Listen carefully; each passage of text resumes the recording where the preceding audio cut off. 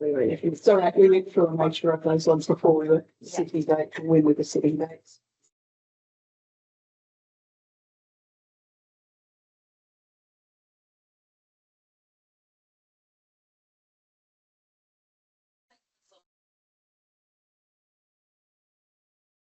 We've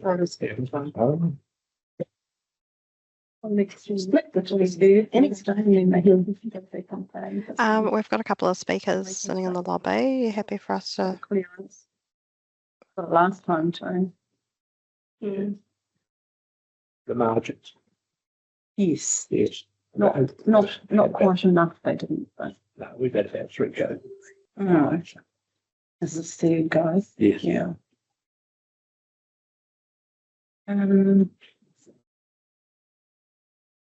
Catherine? Okay. Are you going to switch around audio? Yeah. Okay.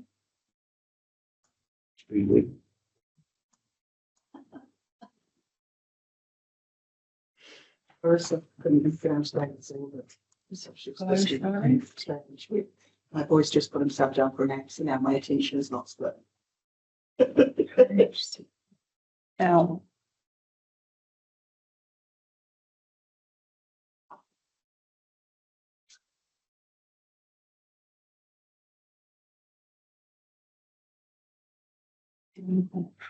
Yeah. So the Rachel, is that Rachel Smith we've got? I've just got Rachel 7.4E. You realise that It's Rachel Dubois. I'm from the Dust Palace, one of the grant applicants. Excuse me.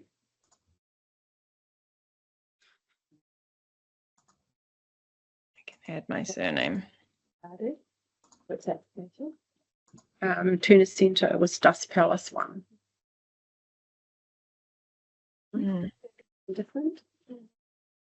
See? I don't Can't seem to add my surname, sorry.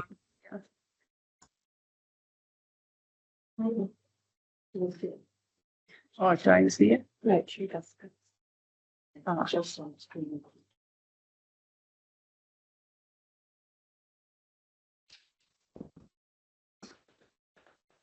You will do it, I've just linked it to now. James. Yeah. So I don't think it's guys who come and share.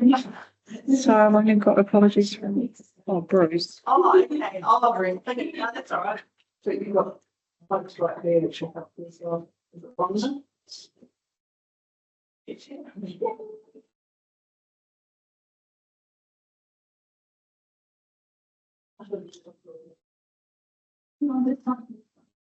Amy, would you like to open us for the colour here this morning? I was told I had to, yeah, that's not true.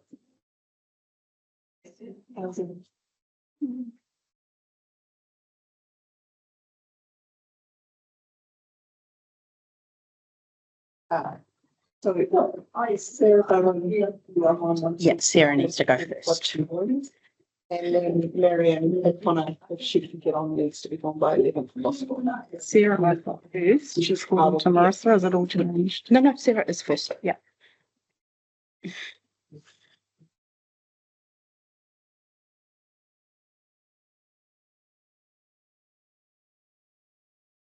Sorry, I was just having a chat with our comms team. I think we'll pick off.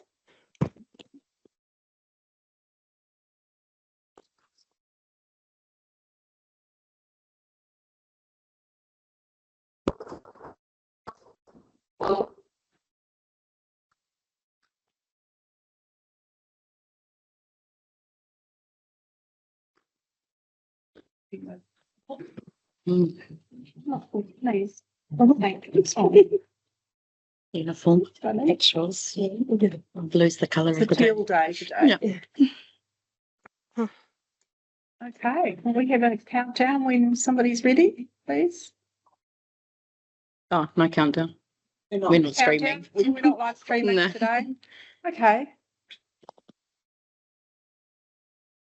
Morena, on this wild, windy day, welcome everybody to the Bay of Islands-Whangaroa Community Board meeting for Thursday, the 17th of April. I'll ask member Amy Slack to open us with a karakia. Whakataka te hau ki te uru, whakataka te hau ki te taonga. Kia mā kina kina ki uta, kia mā taratara ki tai. Ihi ake te Antakura, he tio, he huka, he hauhu, te hei mauri. Well, Amy. I'll move the apologies from member Bruce Mills. Roddy Pehema may join us, but at this stage he's an apology, and councillor Babe Cover, who often is in our meetings, has sent his apologies for today. So I will move that. Do I have a seconder? Thank you, Lane. All those in support? Against? That's carried. Right, so we've got a number of funding applications today, and we'll move straight into speakers. First up, I just wanted to ask, any declaration, clear conflict of interest to declare? That's right. Okay. First up, we have Sarah Burns. Sarah is speaking She's to. not online yet. Oh, she's not online yet. She's okay. So we'll skip to Marianne Connor. She's not able to get online at the moment, but she is still trying. Okay, she's put up her hand for something. No, sorry, that was by accident. You want me to turn on more speakers? Might have some technical difficulties today with the We web. need the speakers on the speakers. She doesn't have her hand up. No, sorry, it was by accident. I've taken it down. Okay, so we will go to Rachel. Kia ora. Do you want me to just talk about the project? Is that what I'm doing? Or do you have questions?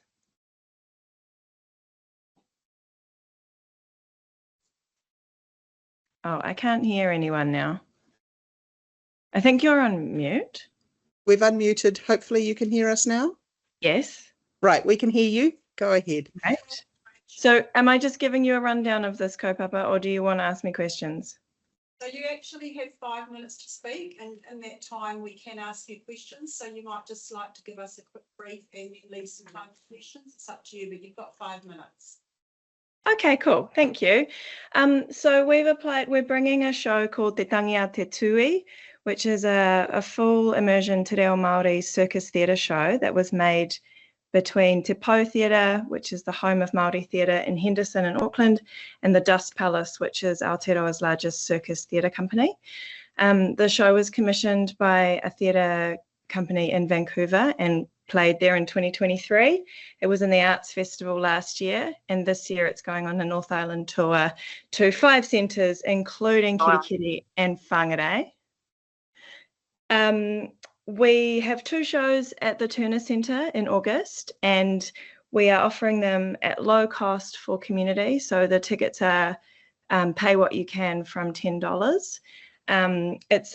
As I said, it's a full immersion Reo Māori show. So our target audience is particularly rangatahi Māori and Māori communities. It's done really well in all of the shows that it's had previously, especially with Māori speaking communities, but it's also really enjoyable by people that don't speak Māori fluently because of the circus element. It's very visual and people really enjoy being immersed in the physicality and in the language. We have a number of kura resources that we're offering to schools and community groups that want to come for nangatanga opportunities after the show. We have good engagement with local communities. We have a kura outreach person who's working on connecting with iwi and kura kaupapa. Kawati Waitford, who's a local of yours, has been involved with the project before. He helped us he came down to Tamaki and did some vocal coaching with our team. So we're excited to bring the show up to his home. And the funding that we're asking for is to go towards accommodation in Kirikiri for our touring team. So all of the money will go straight back into local business. And we have about 800 tickets to offer to people in Kirikiri across the 2 shows.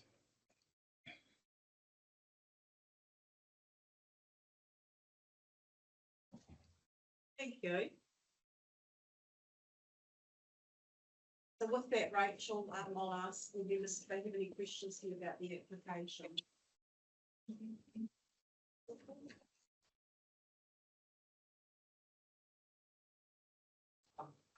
You said 800 tickets for the 2 shows. That's basically the full Turner Centre. Yeah, that's the Turner Centre. That's a 400 seater. So we've got 2 shows. And at Forum North in Kirikiri, there's about 700. I think that's a 350 seater. Yeah.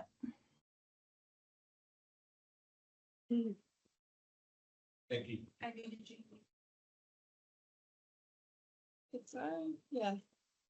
No further questions, Rachel. Thank you. So we'll make our decision later in the day, and Catherine and one of us will be in touch. Okay, cool. Later in the day. Thank you. Thank you. Bye. Has Sarah managed to on? No, Marianne? nope.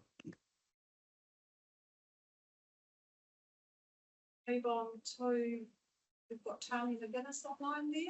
Yeah, Tanya, nice to see you. Cool. If you want to unmute yourself, Tanya. Marina Koto. I was hoping to be there in person, but yeah. You're here to speak to, is it the Far North Resilient Community application? Yeah. Correct. Page 116 in your agenda. Thanks, Tanya. It's all yours. Kia ora, Belinda. Thank you for your time, everyone. I'm here as a contractor for the Far North Resilient Communities on my community time.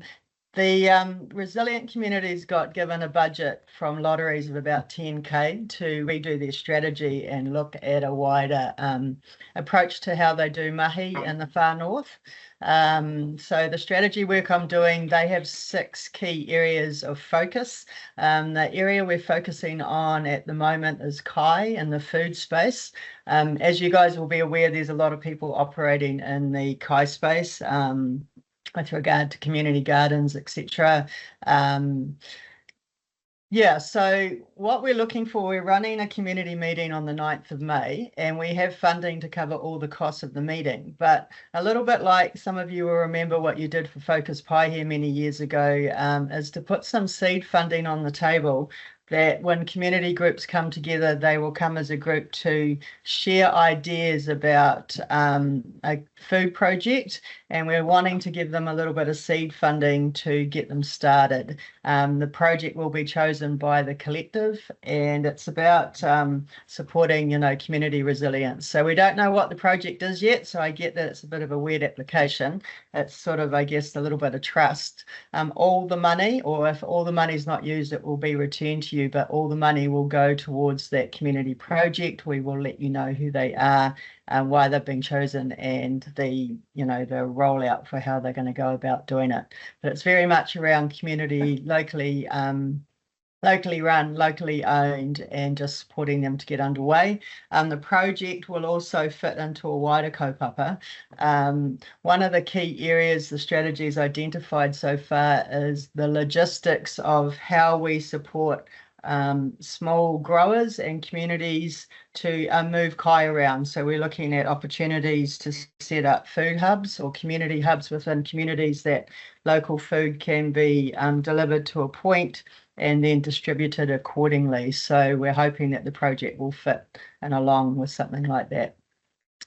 And I think that's it in a nutshell, Belinda, if there's any questions. Great, thank you. This is a bit hard when we don't have a specific Yes, yeah. spend and project, but we do understand how pride of place projects, which is the new name for our placemaking, pride of place. Right, I like it. We do understand how they are rolled out in the new process that we have. We're actually trialling it in the Strand and Whangaroa at the moment. Awesome. Sorry, Belinda, I should have pointed out the Far North Resilient Trust is a charitable trust, so it's it's all legit. It's what's the word? It's sorry. Yeah, it's formalized. There's no yeah.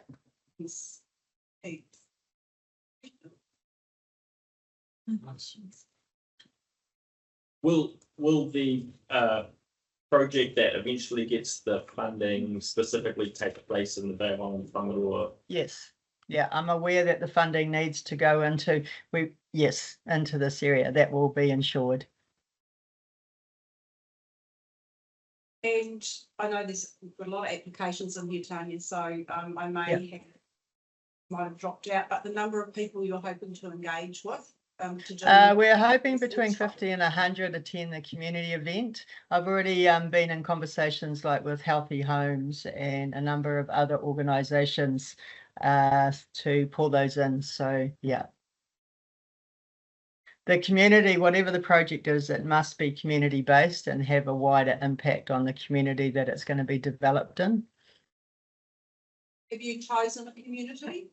No, we won't know until we'll get some idea of the projects leading up to the hui on the 9th, but we won't know what the community is until, because we don't want to decide who the project is. We want it to be a collective of the people in the room on the day, that they choose what they think will be the most, I guess, value driven project to get in behind.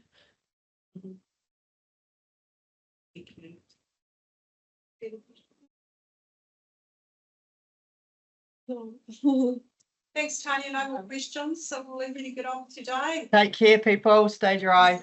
Nice to see you. See ya. Okay. Nobody else there waiting? We do have, I believe it's Nikki from Road Safety Education Trust online.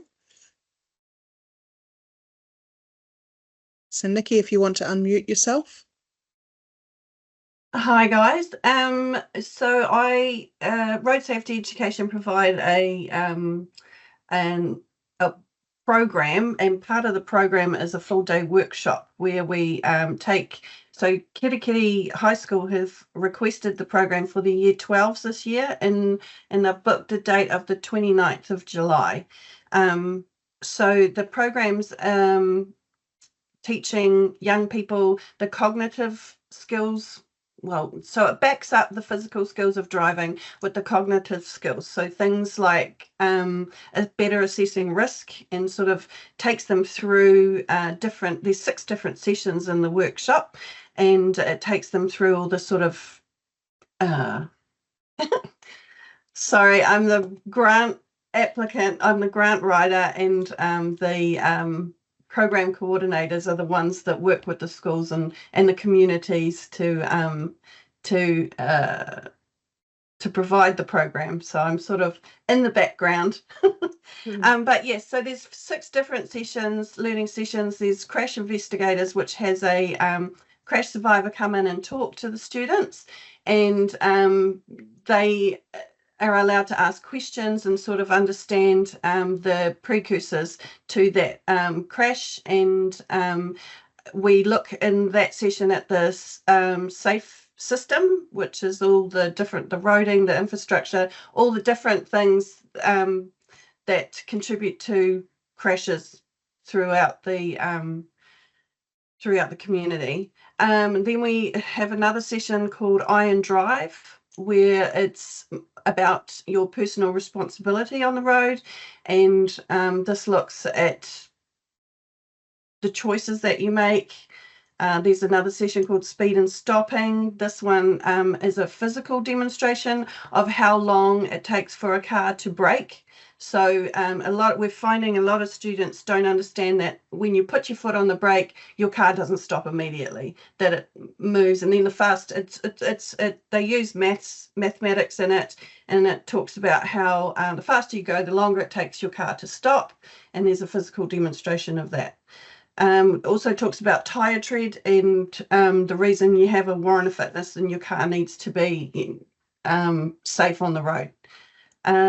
Another session is Mind Matters, and that one's about your state of mind when you're in the car, and there's exercises that demonstrate when you're feeling different emotions, you react different ways when you're facing a challenge on the road. That one also sort of plays into other life challenges as well.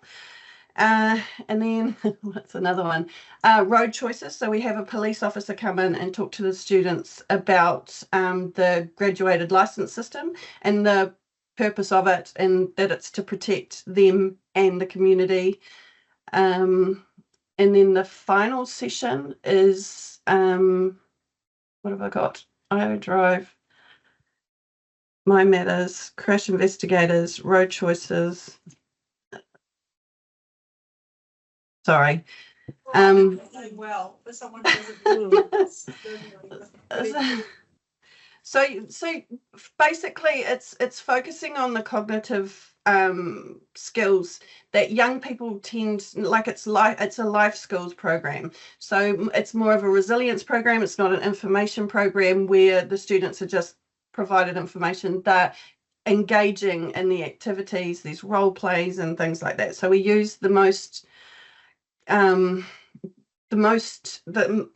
current teaching techniques, and the students are divided into small groups, so there's discussion and things.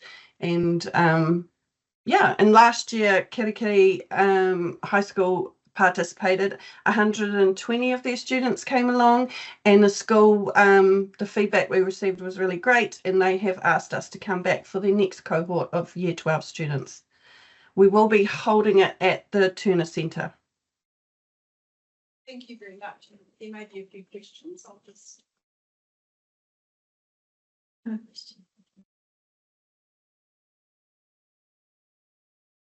How come you have it at the Turner Centre rather than at the school itself? So the reason we ideally deliver it at an external venue, because we find that engagement tends to be better from the students when they're out of the school scenario, but also because we need breakout rooms, because we are breaking the group of students into 6 different groups. We need six different areas to run each of the sessions, and we also need the car park space or the road space to do the physical demonstration as well, which can be tricky at schools. Can you, Lane, can you quantify whether it has an effect? Sorry, I missed Yeah, it. he asked if you could quantify if it has an effect. Oh, okay. Yes, a positive one. We collect surveys. So I mean, in order for us to remain a sustainable charity, we have to produce results. And so we do quite a lot of evaluation. The teachers are evaluated after every workshop. The students are asked to do 2 separate surveys. One's just a text survey, which is a quick one for them to do. We get a lot of feedback from there. And then we also do an online survey as well with the students that sort of asks more in-depth questions. And then we are also, every second year, we do a longitudinal study which revisits the students. So it assesses the students. Of course, this group is a lot smaller, but they're assessed before the workshop, after the workshop, and then 3 months later to ask whether they've used any of those strategies. And all of that feedback has come back positively. We do, so Kirikiri High School students, we will be collecting all their data, and we can provide that after the workshop. Okay. I apologise for the phone. I guess I was just asking that if it would be nice to know that students that took the course were less likely to plough into the back of my car than those. Yes. No, that's fine. I thank you for answering the question. Yeah, it's a difficult thing to quantify whether the students that have been through the program are less likely to have a crash. Yeah, it's a tricky thing to measure, but we are seeing a reduction in young people involved in road crashes. And we don't know if that's a direct correlation between our program, but because there's other government initiatives also. So yeah, it's a tricky one. Thank you. Well, thank you. That was really helpful because we've been waiting to hear from you guys, and I think that's really important to marry up the driving education, the learning, and then actually following up with the cognitive aspect. So yeah, I think it sounds really good and helps us understand why it's at the Turner Centre too. So thanks. Okay, no worries. Thank you, Nikki. There's no further questions, so you're free to get on with your day and somebody will be in touch with you later to let you know whether or not your application is successful. Okay, thank you very much. Thank you. Thank you. Hey, Catherine, do we have Sarah or Mary Ann here? No, that's everyone online that was due to speak. Now it's just everyone in the house. Start we. Welcome, Rod. Rod's here to speak on Vision Kitty Kitty application, which is each 150 in reading that. Thank you very much for hearing us. I'm representing Vision Care at Islands-Whangaroa Stream. First, a little bit of explanation, but people aren't sure. Vision Care, Islands-Whangaroa Stream, which does all the work on Whangaroa Stream track, is an informal group, has no structure at all. And Vision Care administers Islands-Whangaroa Stream, so it's bank account and so on. And I'm the coordinator of Islands-Whangaroa Stream. I'm on the committee of Vision Care, just in the background. We've been working on the stream for about 12 years now, and we're continuing maintaining it. Really, I hope no one from Doc's here, but we don't want the track to get infested with weeds like the wonderful track up to Brandwood Falls. Wonderful all-weather track, but weed rattled and infested. And so what we'd like to do is ask for a bit of money to take up 10 large privet trees or 9 privet trees in one acre, which are beyond our capability to achieve. We are trying to make a 4 kilometre track weed-free in Kirikiri. Can you imagine making the track the only weed-free area in Kirikiri, which is riddled with weeds? But that's one of our goals. The track itself has some bush remnants, which are weed-free.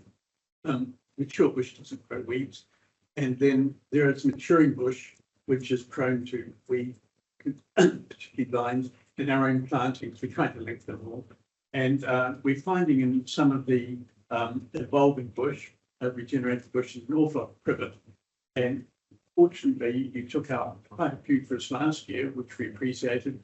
And this year, we'd like to take a few more out. They're bigger trees than we can cope with. We need skills, and it's too dangerous for us. We don't have the right gear and the right skills.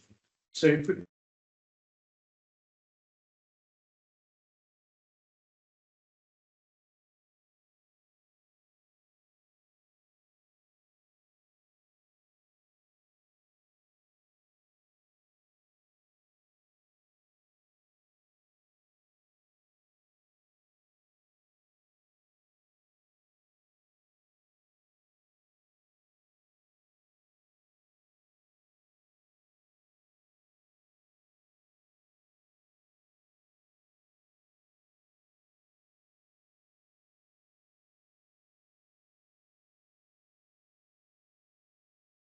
We can't hear Oh, I can. and that's what we'd quite like to try to get them off the track, because we just get infestations and we have to hand weed or spray.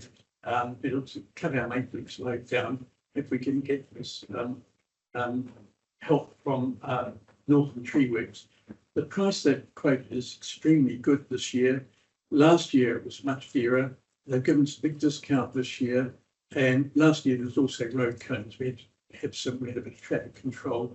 So it's quite a small sum of only about $300 or $400 per tree, which is for professionals a pretty low price. Privet, apart from being a seed menace, it also does affect children with asthma, pretty difficult with entry. So it would be good if we can get rid of it. I'd like to say that will pretty much eliminate the problem. I can't say that because on the other side of the track and on private people's property, there are other esplanade reserves, counted ones, which we aren't maintaining, and there are privets there too. We will try and deal with some of that. I can't promise to say we've conquered the problem, but it will help. Yes. If there are any questions. Whereabouts on the Weedoa track are they? Well, there's at the Alden Park end, there are 8 trees. That's just up from Alden Park where the high school plantings are. I don't know if you know where. So they start from 20 metres up from that to 200 metres up. And then there are 2 along the boundary of Orchard Estate, just 100 metres up from the Cobham Bridge. Yes. Last year when we operated near the Cobham Bridge, we had to have road cones, and that was quite a big expense, but this year we don't need that. And if you just with the quotes, I know it's amazing work you do, but have you had another quote from a different? No, we haven't. We have been working with these people in the community board for many years. They've cut down most of the trees all the way along, and they have given a very big discount. It is in their quote. And no, we didn't get another firm to do it. Primary school board, and we had a quote that was from someone else and Tree Works. The other one was better, but yes. Well, they know us well, so they did drop their price this year, considering they do quote what their normal price would have been.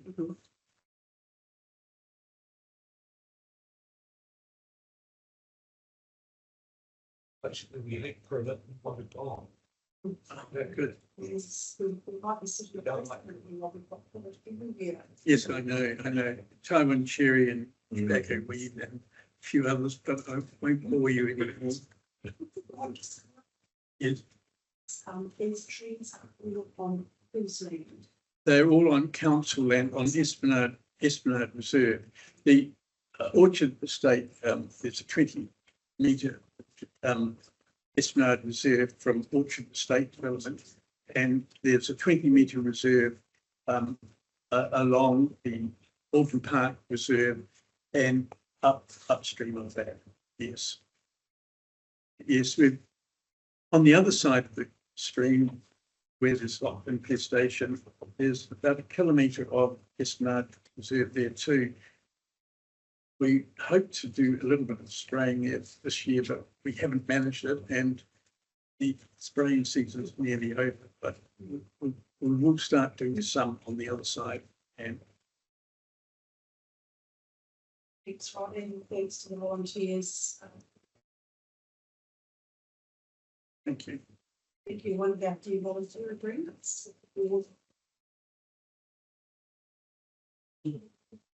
Yes. You have much of the council. It's called hard. I recall. Thanks for your time, Rod. I have haven't heard of any. We'll say Sarah is online for some reason. She's been on. Yeah. Kia ora, everybody. Can you hear me? Yes, we can.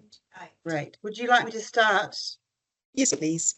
Oh, good morning, everyone. Thank you for the. Sorry, I was in cyberspace somewhere from 9:55 a.m. Kia ora koutou, everyone. Thank you for the opportunity to present to you today. Whilst I sit here alone, there are 18 of us to create Matariki Glow Show, which we're bringing to the Kirikiri Turner Centre during the July school holidays. Matariki Glow Show is a giant-scale glow-in-the-dark puppet show, which has 5 performers and 2 support people on the roads.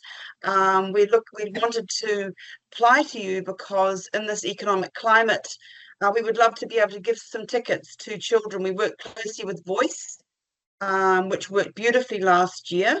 And we were able to gift some tickets into your community. Matariki Glow Show is the work of Amarangi Midge Perez, who wrote the script in 2017, and the music all comes from South Auckland. And as we have progressed the show, so have we progressed the glow shows. They're very engaging and very inspiring, particularly for our tamariki, because they can't see the performers, they just see the magic in the UV puppetry. Our ticket prices are very reasonable because we don't have a great big set of rigging or a lot of scenery to truck in. It's all floating in the puppetry, which is all hand operated by puppeteers in black. We're going to be at the Turner Centre on Wednesday, the 2nd of July, with 2 shows during the school holidays. Thank you for the opportunity. Thank you, Sarah, and I'll just put it to the board for any questions.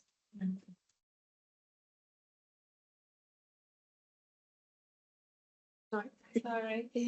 no questions for you this morning, Sarah. So thank you for joining us in your presentation, and we will discuss your funding application a bit later in the meeting.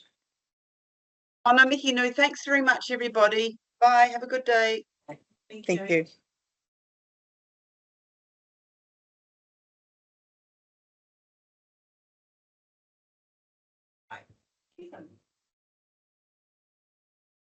Ka tēnā tātou, ka nuku nuku, ka neke neke.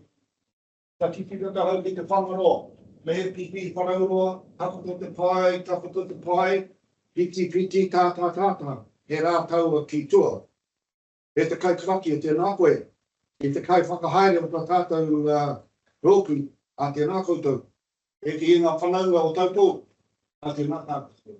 E ki ngā tangata karango tātou e muhio, a kia ora tātou. Hoino, kia hau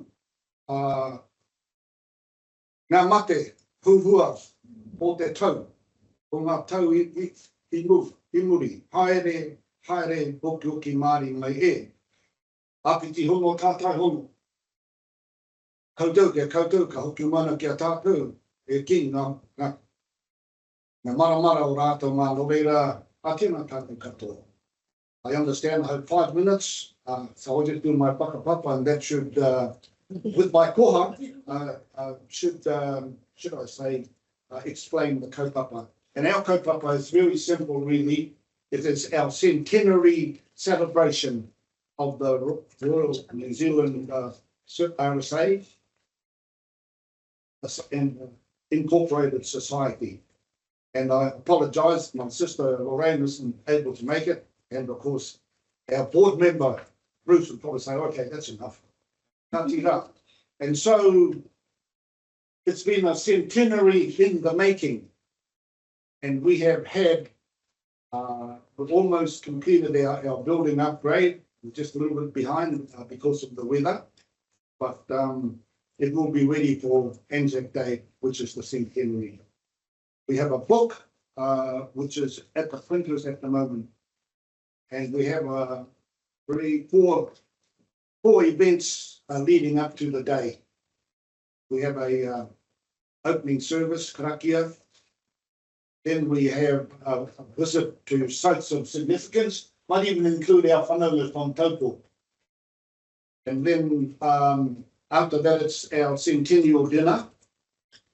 And then Anzac Day itself is the rededication of the building at 5 a.m, followed by the dawn service at 6, and then our community service and the closing ceremonies on the 25th. So that's the kaupapa, and I'll just apologise for my sister Lorraine, because she's done all the manual work, and I'll just do the talking. And so, if anyone has any questions, please, I'm over. Thank you for that. I have noted here we received information from our funding advisor that there has been an amendment to applications. Yeah. So when Lorraine made the original application, they were also still trying to work out how they were going to cover all the kai costs. Someone has stepped forward and covered all of those, so they have amended it. They're looking for $3,200. I can't open my email at the moment because I'm on screen. So what we are discussing today, your information we've given is we're looking at $2,000 towards the book, design, formatting and layout of the book. The plaque, which is $700, the total cost of that is $1,385, and the RSA building, a portion of that, which is $500. So you're requesting $3,200 today. And for the board's information, the plant was in place yesterday. I'm not here, I don't talk in tēnei, I nei te koha te whangaroa, there's some poppies and a brief explanation of the day. I'll pass it to this end and of course, and I'm sure my whananga from Taupo are going to help you through the way back.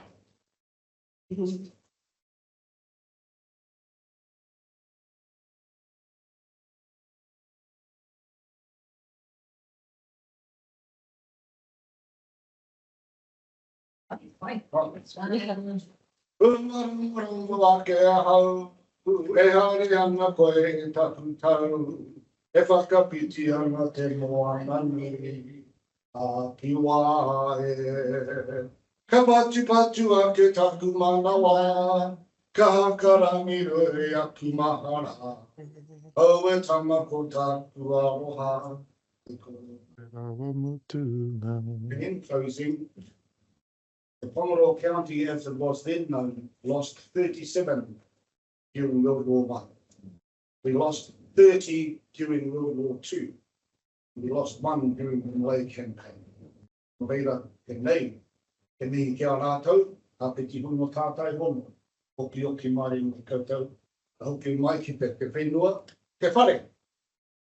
Tēnā heki ngā kai whakahaere o te mea rua. Tēnā koutou, tēnā koutou, tēnā tātou. Thank you, and thank you for taking time out on this miserable day to come in place of you.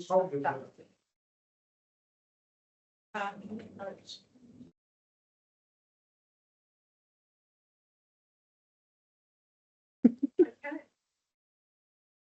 I forgot myself the sheet. Right, so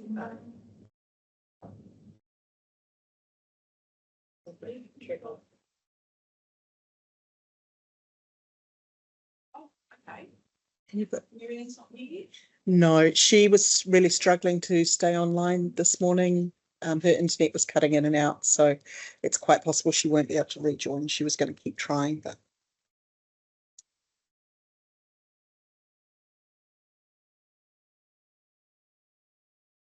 no, Trevor.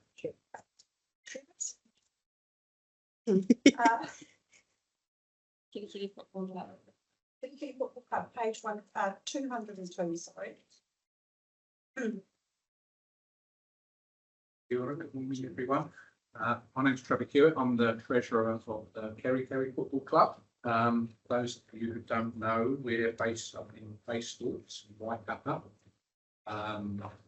We've been just a bit background about the club. I think we've been back since 8. We're a real growing club at the moment with this season. A season that starts proper just after the holidays. We've got about 480 members this year. That's playing members, and they go from 4 years old up to. So we represent all ages across the spectrum. So at Baysthorpe we have 3 pitches. One of them has floodlighting, the other 2 don't. Our main pitch doesn't have floodlighting, pitch 2 has floodlighting. So we are, the club is effectively a tenant of Baysthorpe. So we come within the remit of what they provide. So the floodlights that are on our pitch 2 have been there for many years. They're in a very poor state of repair. Baysthorpe now is obviously unwilling to invest in those floodlights at the moment because of our impending move as a club down to Tupua down just down the road. So we are in a little bit of a transition period. The issue that we're trying to address at the moment with this funding is that as we now clocks have changed, we're very much in a nighttime situation for training for our senior teams. So we have about 4 or 5 senior teams, men's and women's, and obviously that gets difficult to do training in the evening because the lighting is not very good. We have to share pitches, and there's always demand for those evening slots, if you like. So what the solution that that I came up with was to buy some mobile floodlights that we can use to illuminate at least half a pitch. I found a company in Christchurch that they're the only ones that really supply these mobile floodlights. They are mobile units. They stand about this wide, like this, and at the press of a button, they send them last up about 4 meters, and they are very powerful lights. They're actually industrial level. They're used for like industry. Putting in an application for 2 lights. As they're mobile, we've got mobile battery packs to go with them. Unfortunately, it's all quite expensive, but we have received funding already paid to us by Pub Charity, about 2/3. So we're looking to be funded. The other thing is because they're mobile, we can obviously take them to the new sports hub, which at the moment, I'm not sure what the plans is to put floodlights in there, but we definitely want to floodlights in this season.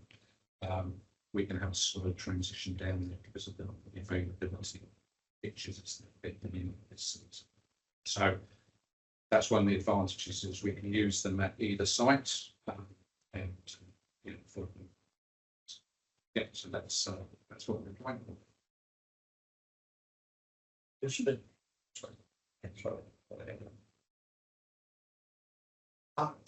The light you're going to pitch to, is it still functioning? It is functioning, yeah, but it's not, if you look at, say, on the rugby fields, on the bypass pictures there, huge great floodlights, ours are quite short. They're literally on like phone poles. We've just put them in those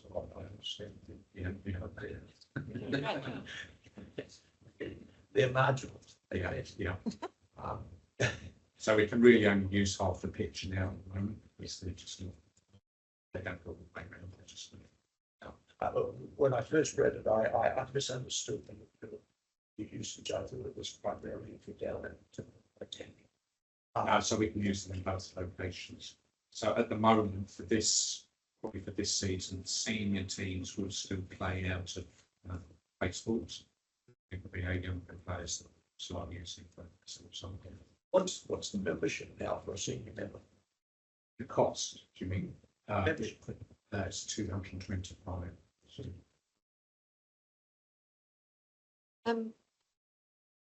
Thank you. Why this year do you think you need the lighting? What have the lights deteriorated this just over the season? Not particularly. I just think it's been one of those things, as I say, it's beholden to what basement does, and I'm going to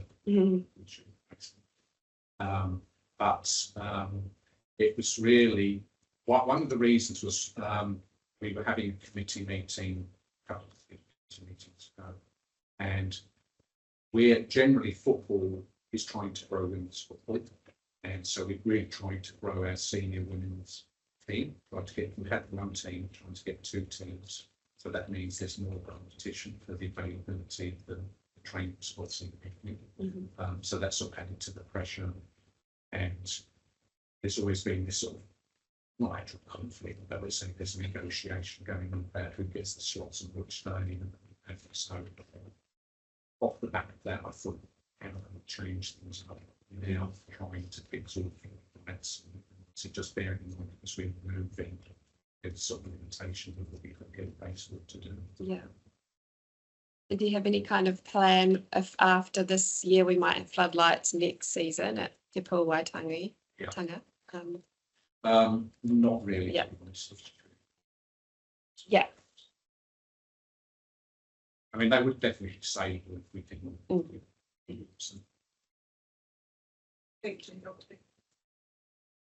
Thank you. Just a question about security and insurance for the tent. Yeah. I would imagine it would be quite desirable. Yes, yeah. So yeah, obviously our insurance would be need. So we have full club insurance, which will cover all of that. We do have a container just on the site. It may be it's going to move to sports hub. Obviously, they do have to be charged up, the battery packs have to be charged up, but this is one of the things, you know, as a committee, we've said we have to be very conscious of. They won't be free for all who can use them, so they'd be one or two people.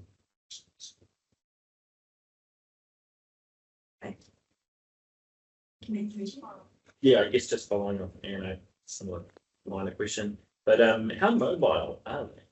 Oh, they're on wheels. Yeah, So you can just push them on the field. yeah. Does they need a trailer? Sorry, yes. I think they're about 40 kg weight. So, And then so actually, that was on one down. hopeless. So this is what they actually look like. And that will, how many of those do you need? So they're saying two, where it says in the blurb there, one for half a pitch. They're super bright like LED lights, and they have to have this battery pack, which is 5 grand each. So it's That'd be really handy today, wouldn't it? so Trevor, is that rechargeable, that battery? oh yeah, Or- so it's a lithium battery, so that's And so you the question was plug that into a main power. So how much it takes? Who will be responsible? For charging that and we will store it? So as I say, we'll either store them in the containers, obviously that's secure there.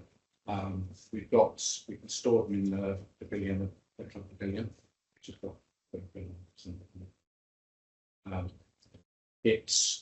it's one of the things that obviously we need to focus on. As I say, it's not that they're just going to be freely available. They're going to be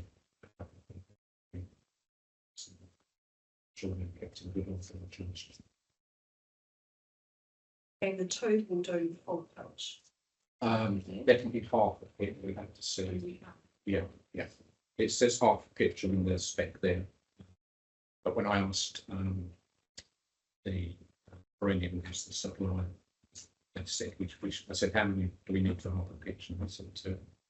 So we've already sort of got half a pitch, so we can do another. We can get like half a pitch. So package. You don't get that off with a generator. Power generator. Eventually, it just gets tricky when, in terms of getting things set up, moving them around. I mean, I've got a generator at home, and it like I need to put out my back twice, moving thing around. It's super. So Yeah, I see all the others longer. yeah. Yeah.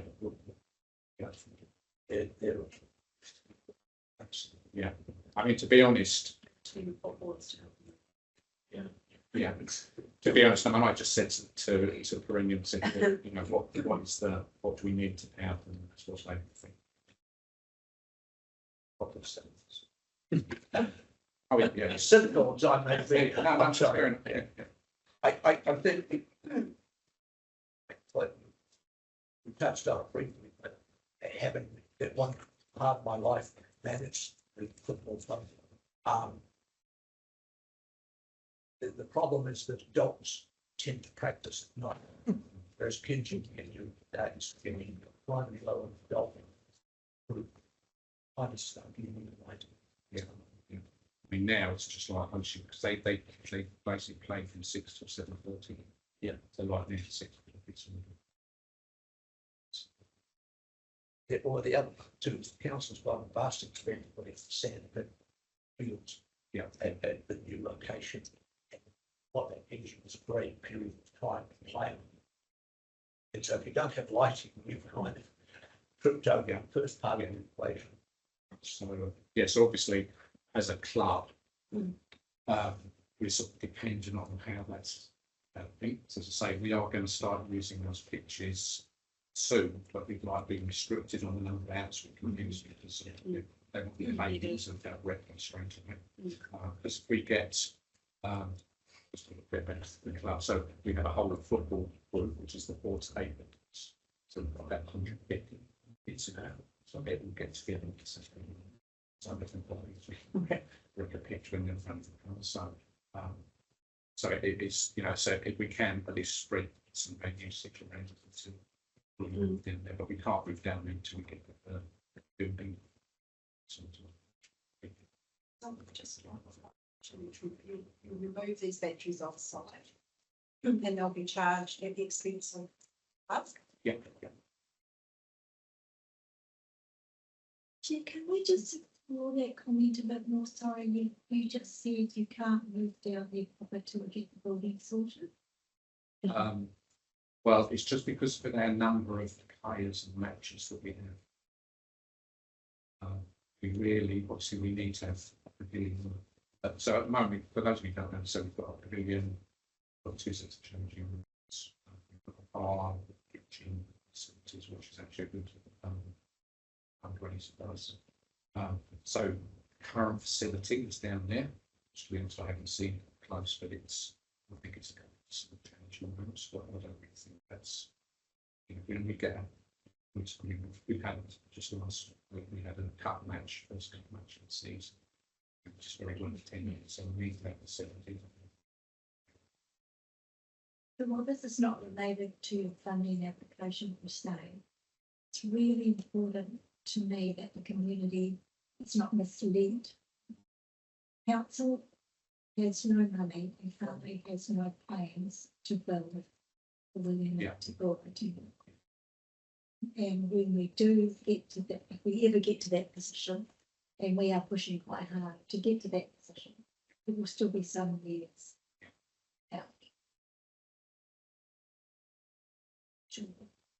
Wasn't an expectation that we were going to start. That's why it's at the moment we're not quite sure how we're going to transition, because obviously it's been going for a few years in the project. So it's all, you know, something else with other people just moving back then, so that's not going to be. Do you own the pavilion? Are you currently out at always? Facebook means that. It was turned over to Facebook, it was built by volunteers from the Netball Club on the change room at the bottom of the league. They were the old league structures that were left over. League went, and the club rooms was built on top of those structures. I suggest we pick it up and move it. Well, it's been discussed. This is then the block, that's the chain. Yeah, so it's brick downstairs and then brick. Big granddaughters. Yeah. Thank you. Any more questions? Could I just ask that somebody look at a generator as opposed to a battery, because that's a significant part of the cost of these things. Yeah. You know, like it's assuming because of the numbers you have, they're about 18,000 total cost. So the so 2 generators have 5 each. That's there's 2 light. Yeah. About 9 each. Charities are paying for things. I guess the thing is at the end of the day, it's important as a following. And then they won't guarantee the use of the generator. Well, that's real after this. I'm going to see what they say. They might say that this will be something that's this type of generator, which is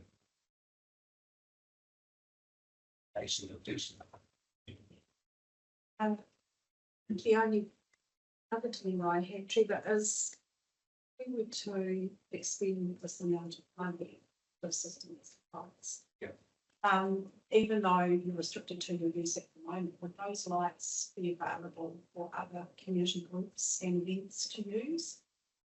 I have wondered about that. The only thing I would say is then get into that situation of giving responsibility for the lights to people. So I'm not saying it shouldn't, but it's not something to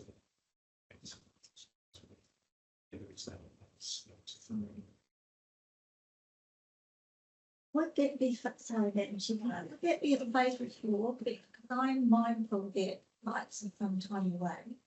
Yeah. We also, it's a multi-sports hub that we're building. We have other codes that play at night. So if we were to use ratepayers' funds, it'd be a fatal flaw for you if we actually would like them to be made available to other codes in the West. Wouldn't like it, but Just say, oh, I can understand, I can understand where you're coming, definitely. I guess we're just obviously looking at our own requirement at the moment. probably need them every night, Yeah, Yeah. they'll be used. most nights anyway. So we've just funded a shipping container for all the coats, so that's 3 shipping containers. We've funded goalposts, we've funded nets, we funded a lot of things last week. And I can just imagine you sitting in my chair now. When it gets out, we funded floodlights for one code, the other codes are gonna come and say, oh, hang on a minute, what about us? And there is finite rate payment capacity. So if we arrived at that situation, we said, actually, we think you should probably share them with, say, league and water paper. You might not like it, you might say, read about it behind our back, and that would be okay, but you do it. Yeah, I guess the only thing is we start getting to this. Yeah, I understand the dynamic. I do. Thank you. And just through the chair, having seen the booking system, football and league will also be on site at the same time. So if football will be using their lights, then actually league will be there at the same time. So you would need to fund another set of lights anyway. And obviously the ideal solution to the whole thing is that floodlighting. Absolutely. So I don't think that's going to be so necessarily it's a temporary measure. That's the ultimate solution. The other solution is that they sort of that's the trouble when the football club ultimately moves away. What's going to happen from that? So that's why we needed investment in our pitches for ages, but our main pitches complain every year, but we can't. But funds aren't available to basically need a new pitch. That wasn't going to happen. It was basically. So I'm just trying to get something that we can use now, not get too full of issues around it. One final comment. The spatial plan without the consultations, right, as we speak. And the council is asking the community the question, what do you want to do with where the, not all of baseball, but the footprint that football currently occupies? They're asking that question now.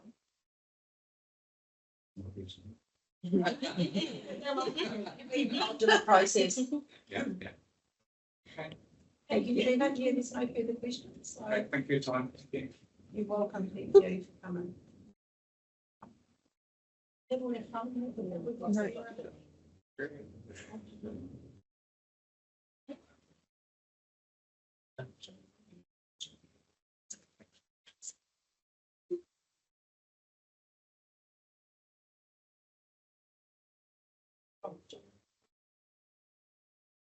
for the Turner Centre. It's the Ngāreha. It's not Ngāti. It's not Ngāti Rehia. That was my mistake. It's Ngāreha. It's a different group. But yeah.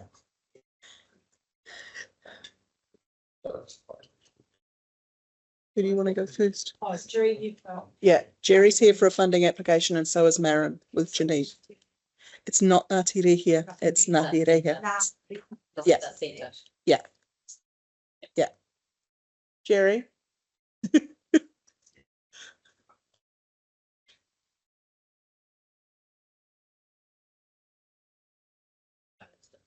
Yeah.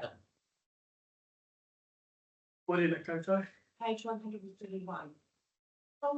Jerry, Got it. here to speak to. That's it. Thank you for the opportunity to speak. We are seeking funding to support a Pay What You Can show for Ngāreta, which is will be the first time we've presented a fully te reo show here at the Turner Centre. It's a one-woman show by Te Huamanuka Loitan Apirana, and she came up the last time with Kopu, which was Matariki last year, where the show Pay What You Can show, which was full through our audience surveys over the past year, they've requested a desire to have more kaupapa Māori and toi Māori on our stage here, and particularly reo content. And that an example of that was Popu last year, which pretty much sold out, and Tauriti by Hawaii 2 the previous year, where we sold 800 tickets for that. So there's a strong desire to see this content on the stage. The One Woman Show involves storytelling, song and dance, and it explores themes of identity, finding harmony, living in te ao Pakeha and te ao Māori worlds. It's both funny and poignant, and she is toured all around the country at marae and theatres. We're proposing the funding costs us nearly $12,000 to put on the show, and we're seeking half of that to be able to make it pay what you can tickets from $10. And we will be giving free tickets to rangatahi under 20 years old. So Hua Manuka is also coming up a day earlier, and she's in contact with Huia Kingi, and they're looking at running a workshop for the Te Reo students over at Kirikiri High School, which is awesome. It's part of our Matariki program, which will also include the Kapa Hake end of year performance, which we've been very lucky to be able to get a young dancer who is of Samoan and Ngāpuhi descent from Pacifica Dance Festival in Tamaki to come up and perform at that. And also we've got a group of the RSC workers, the Vanuatu guys have got a string band, the ones that work at Kainui, so they'll also be playing as part of that concert, which is very exciting. Really amazing musicians. I've heard them jamming a couple of times over the last 2 weeks, and they're amazing. So it's part of that Matariki program. And then, of course, the Glow Show you already heard from Sarah this morning. Yeah, so in summary, that's what's going on. And thank you for the opportunity to be able to ask for support of this. Thanks, Jude.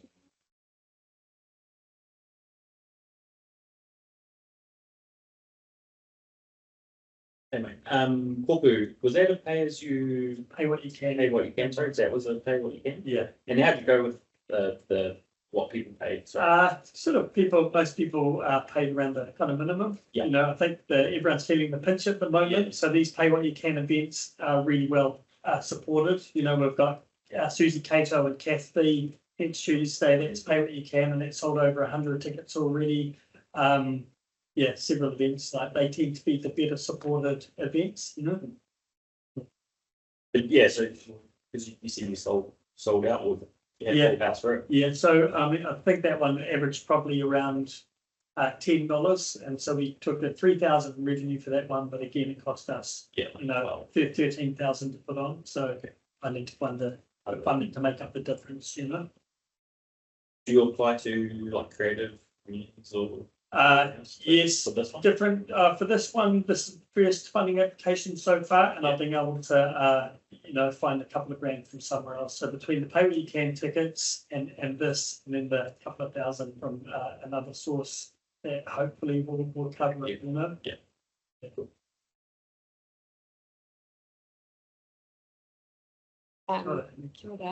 If we don't get the requested amount, do you think it will still be going? We're committed to making it happen. We want to put on a Matariki program, so I'll be on that hustle elsewhere and try and make it happen either way. But obviously, there's the thing with getting these shows, and you've heard from Te Tangiata Tui, from Sarah from the Glow Show. There's big costs with big presentations like this, with getting them up the country, with travel, with accommodation up here, etc. So. It's awesome that you guys are the community board is funding it, because it means we get access to all these shows that we wouldn't otherwise get up in the far north.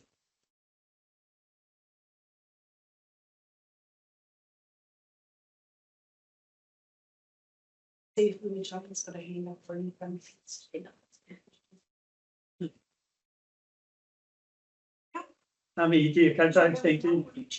And also, if you whoever does the Facebook page, we've got access to power and internet here today for any of the community who are without power and internet. So tell them the event centre is open. They can come. I think I was here so living.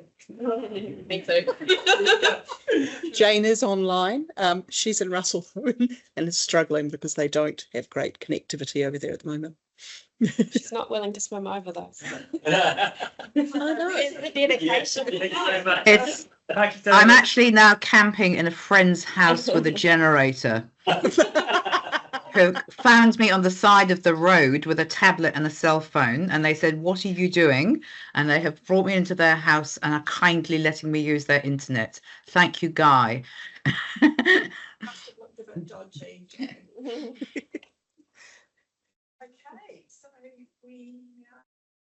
Aaron. Oh, Janine. Welcome. Come forward. So are you speaking to us on the collective Matariki? She's her specific one because it's over 3,000. But Maren can answer questions about the rest of them. She's helped put the applications together if that's necessary. So I'm a bit all over the place today. We have funding applications and we're all quite, I think, half of them are Matariki related. So I'm sort of like, which one's that? So welcome. You've got. Yeah.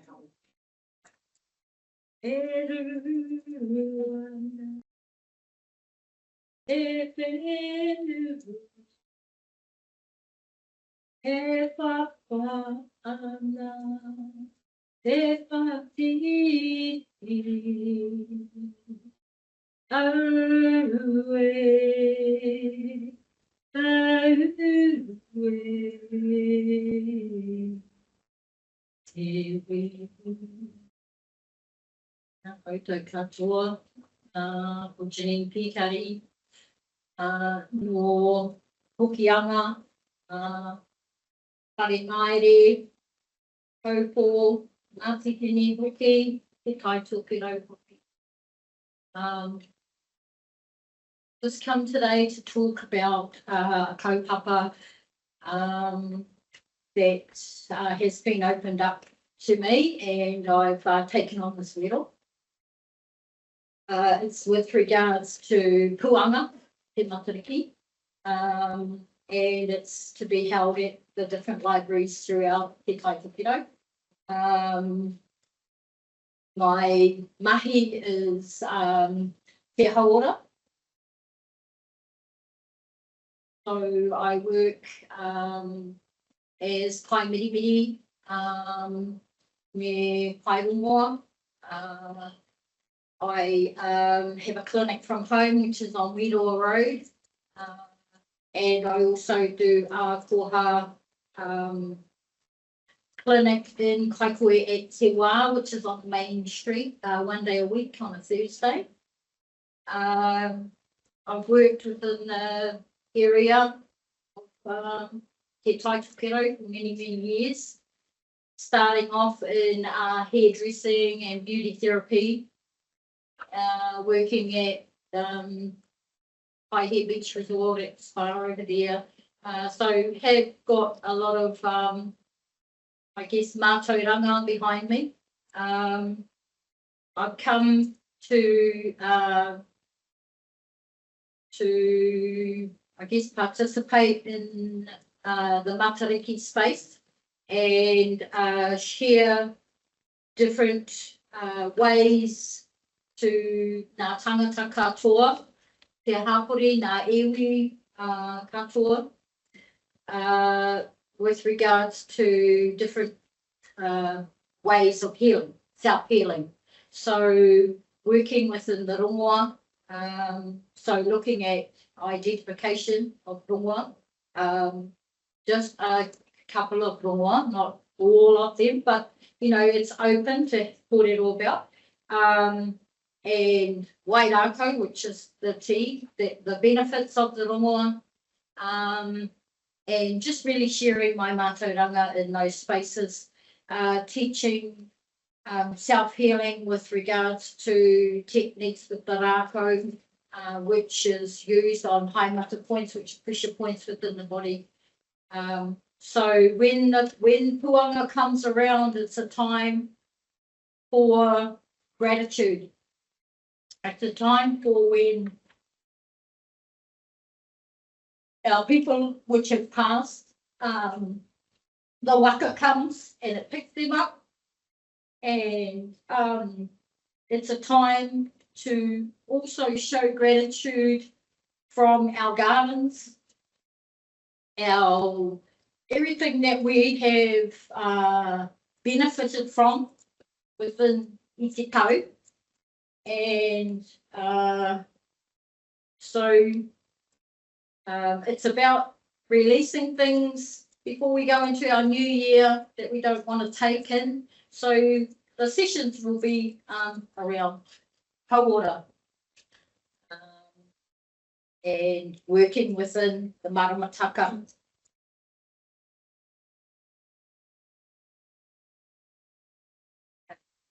Okay, so I'm Maren Ashby. You guys may or may not remember me from a couple of years ago. I was here with a similar program that I had put together. And so I'm back again. Last year I was having a baby, so that's why you didn't see me. But this year we've been privileged to secure 5 different practitioners, and Janine being one of them. So she's going to be, as she explained, working within our rongoa space. And she actually has 2 workshops in your ward for this series, Kiri Kiri and one in Kolikola. And these sessions will be 2 hours. And so all participants will go away with actual samples or balm, rongoa balm, and there'll also be there'll be some demonstrations. 2 hours. We realise we might be a bit pushed there, and we are open to sort of extending that, because it really does depend on the audience and what they might like to explore. And in my experience, these types of workshops they run differently at every single location because of the participants, because of the people that turn up, and I think that's amazing. That's it's an organic process, and I guess what I'm really excited for this year is what we're going to be able to offer to our public and to people within our communities, because we haven't actually had anything quite like this, quite like the practitioners we've got this year. But it's my goal really, is to try and bring something different and listen to the feedback that I received from the series I created not last year, the year before. If you've got any questions, I'd be happy to answer anything. I just took your face too. I know you. Well, yeah, I know you because I've had your healing hands on me. At Financials or saying I keep thinking, I know you from, but amazing teachers you message. Just have to say that. And I just have to ask some more questions about the budget, and I apologise in advance, but 2 workshops in the ward, one in Kirikiri, in other words, down this thing, for 2 hours each. Yes. And it's got total cost of labour $9,000. I just don't. I can speak to that. Yeah.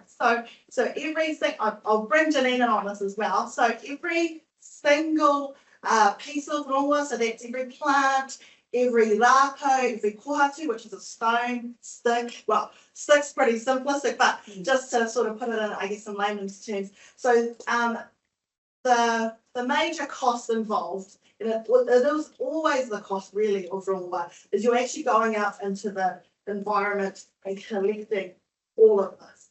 So a lot of the Janine's got a beautiful, I guess you could call forest, where she does a lot of the collecting, but her collection, I guess, zone is basically from here all the way up to Te Hapua.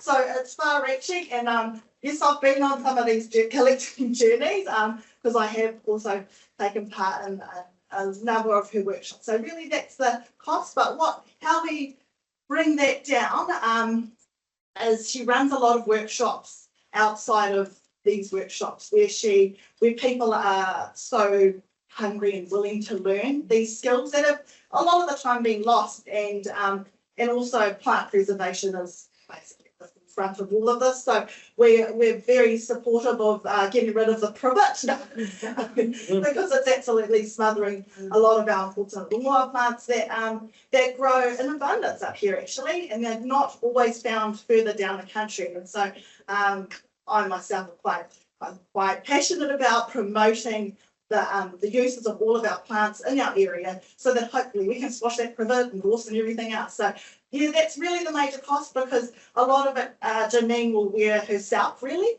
But why I wanted to itemize it, I guess, like that, is so that everyone can see, yes, you may get a jar this big and a bottle, 1.5 bottle, whatever you may take away, but there's some 20, 30, 60 hours worth of mahi to produce all this. And yes, we know we're not going to, but that's not really why we do this work as well. We don't, but I feel like it was a good opportunity. I felt this was a good opportunity to lay out, really, we sat down and what would it cost if we, for us, we're going to drive all these places, we're going to collect all these things, just to put it out there really, so that people can actually start to really appreciate the true cost of what these things, what it takes to be sustainable, completely natural.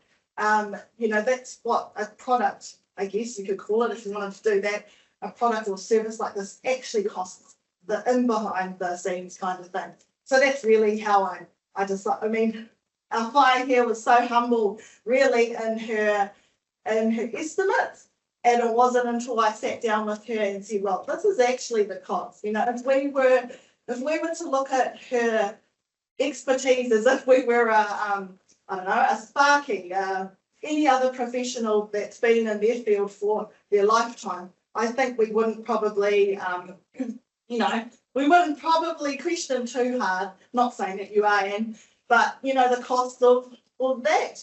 So I thought it was also an opportunity to just, break that down and start to, I think, appreciate our rongoa practitioners and our tohunga within our community. Thank you for that explanation. That was incredibly helpful. Thank you. Now you've got the numbers in here somewhere, so you don't. The amount of. So it's just over $3,000 here, just so how we can. No. Yeah. So we're preparing for about 25 participants per location, but I will say that the last series I did, every single workshop we ran, we're actually averaging between 30 and 40 participants, and sometimes people miss out, but people don't mind, because they'll actually stay, which I was really surprised about, is people will stay just to learn, or even just to view what we're doing basically. So yes, we ended up the previous year, we had over 500 participants across the district, and that was a record for our library spaces for just one series. So we were really pleased with that, and so I'm really pleased this year if you've got a number of other applicants as well that will make up the series to consider there today, as well as the other community boards. So we're pretty excited actually that we've managed to secure so many quality practitioners really to bring to this puanga matariki, because not sure if you're aware, everyone's focusing on matariki, but puanga is very, very important to us in the north, and a lot of people will actually, puanga is the marker for them for the new year, because it's, especially up in our northern areas, it rises first, and it's a lot more prominent, and so for a lot of people, a lot of our whānau, they use puanga as the marker. But because we're inclusive here in the libraries, it's puanga matariki. So we absolutely acknowledge both, and we will talk, and all the practitioners will talk to both of the constellations, puanga and matariki, and their significance within our areas. And especially to them, because all of our practitioners absolutely whakapapatū te tai together, and so they can draw on their own hapu pūrako and stories. Kia ora. Thank you. Thank you for the explanation. I think there's always in these things, it's the story that you don't get from picking up this. Yeah, thank you. Ora, tēnā koutou katoa.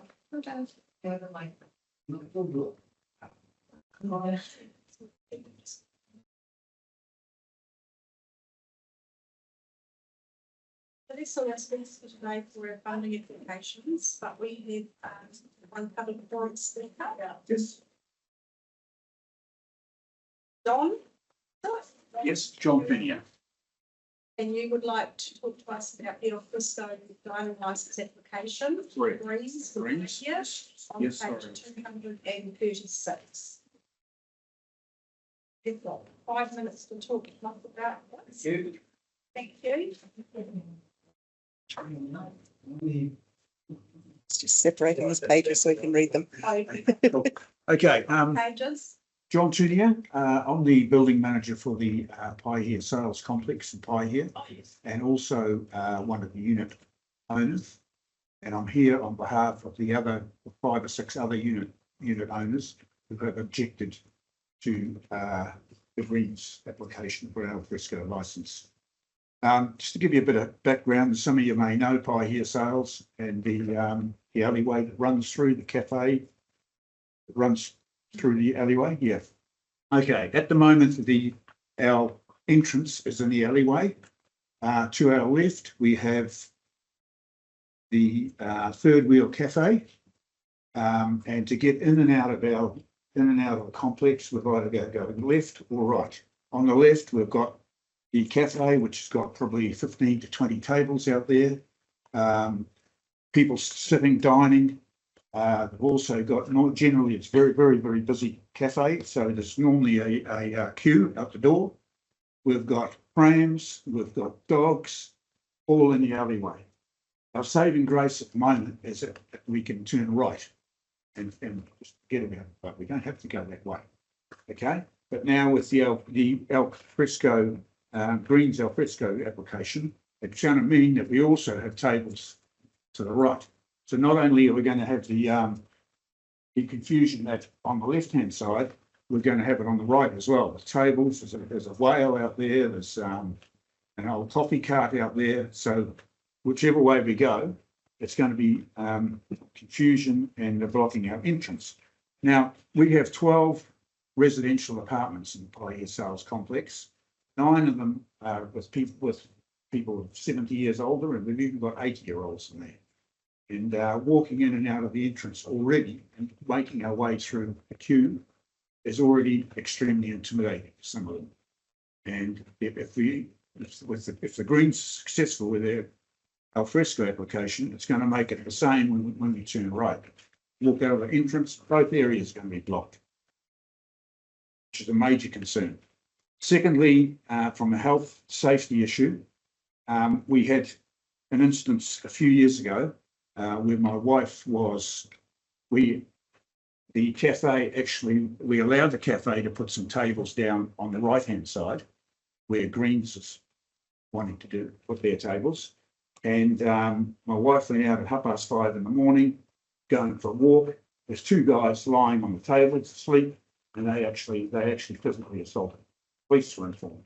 So I'm concerned about the safety issue for a start, because the tables are so close to the road, and obviously people walking up and down the road, drunkards and all sorts. First thing they're going to do is sit on the tables and have a party, which they do now. We've put a whole lot of lighting up there, which has made it harder.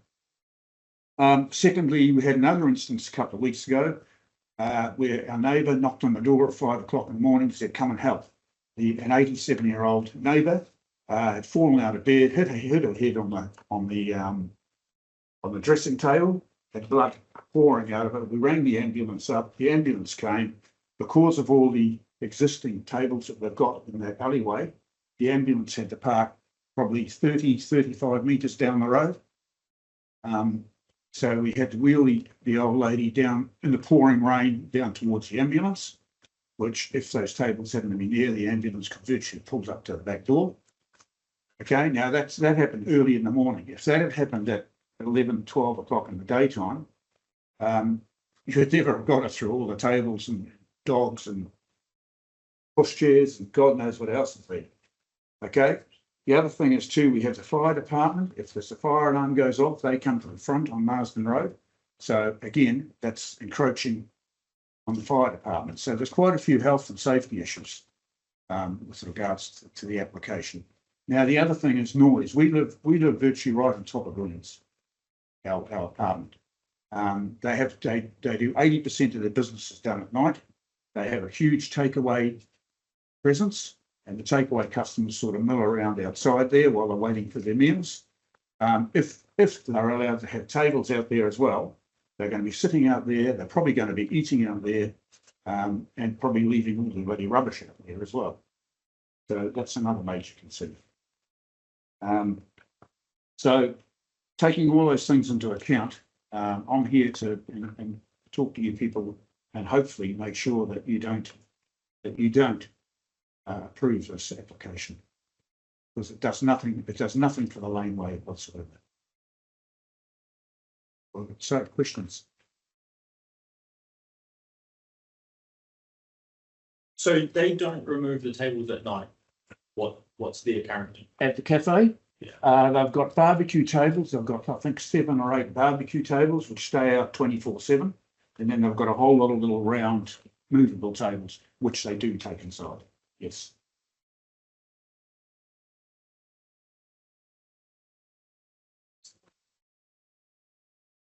Yeah. But this Greens application, is this new? They're not existing there already? No, they're not existing there already. No, it'll be new extra tables. Then, and just another concern to that too is if there are more tables to the right, I mean, cafe patrons are going to obviously go and sit down there, and there's no room at the other end. And I'd imagine when the cafe's closed and Greens is open at night, Greens customers will just go and wander down the other end too with a cafe table. So it's a bit of a vice versa thing, if you understand what I'm trying to say.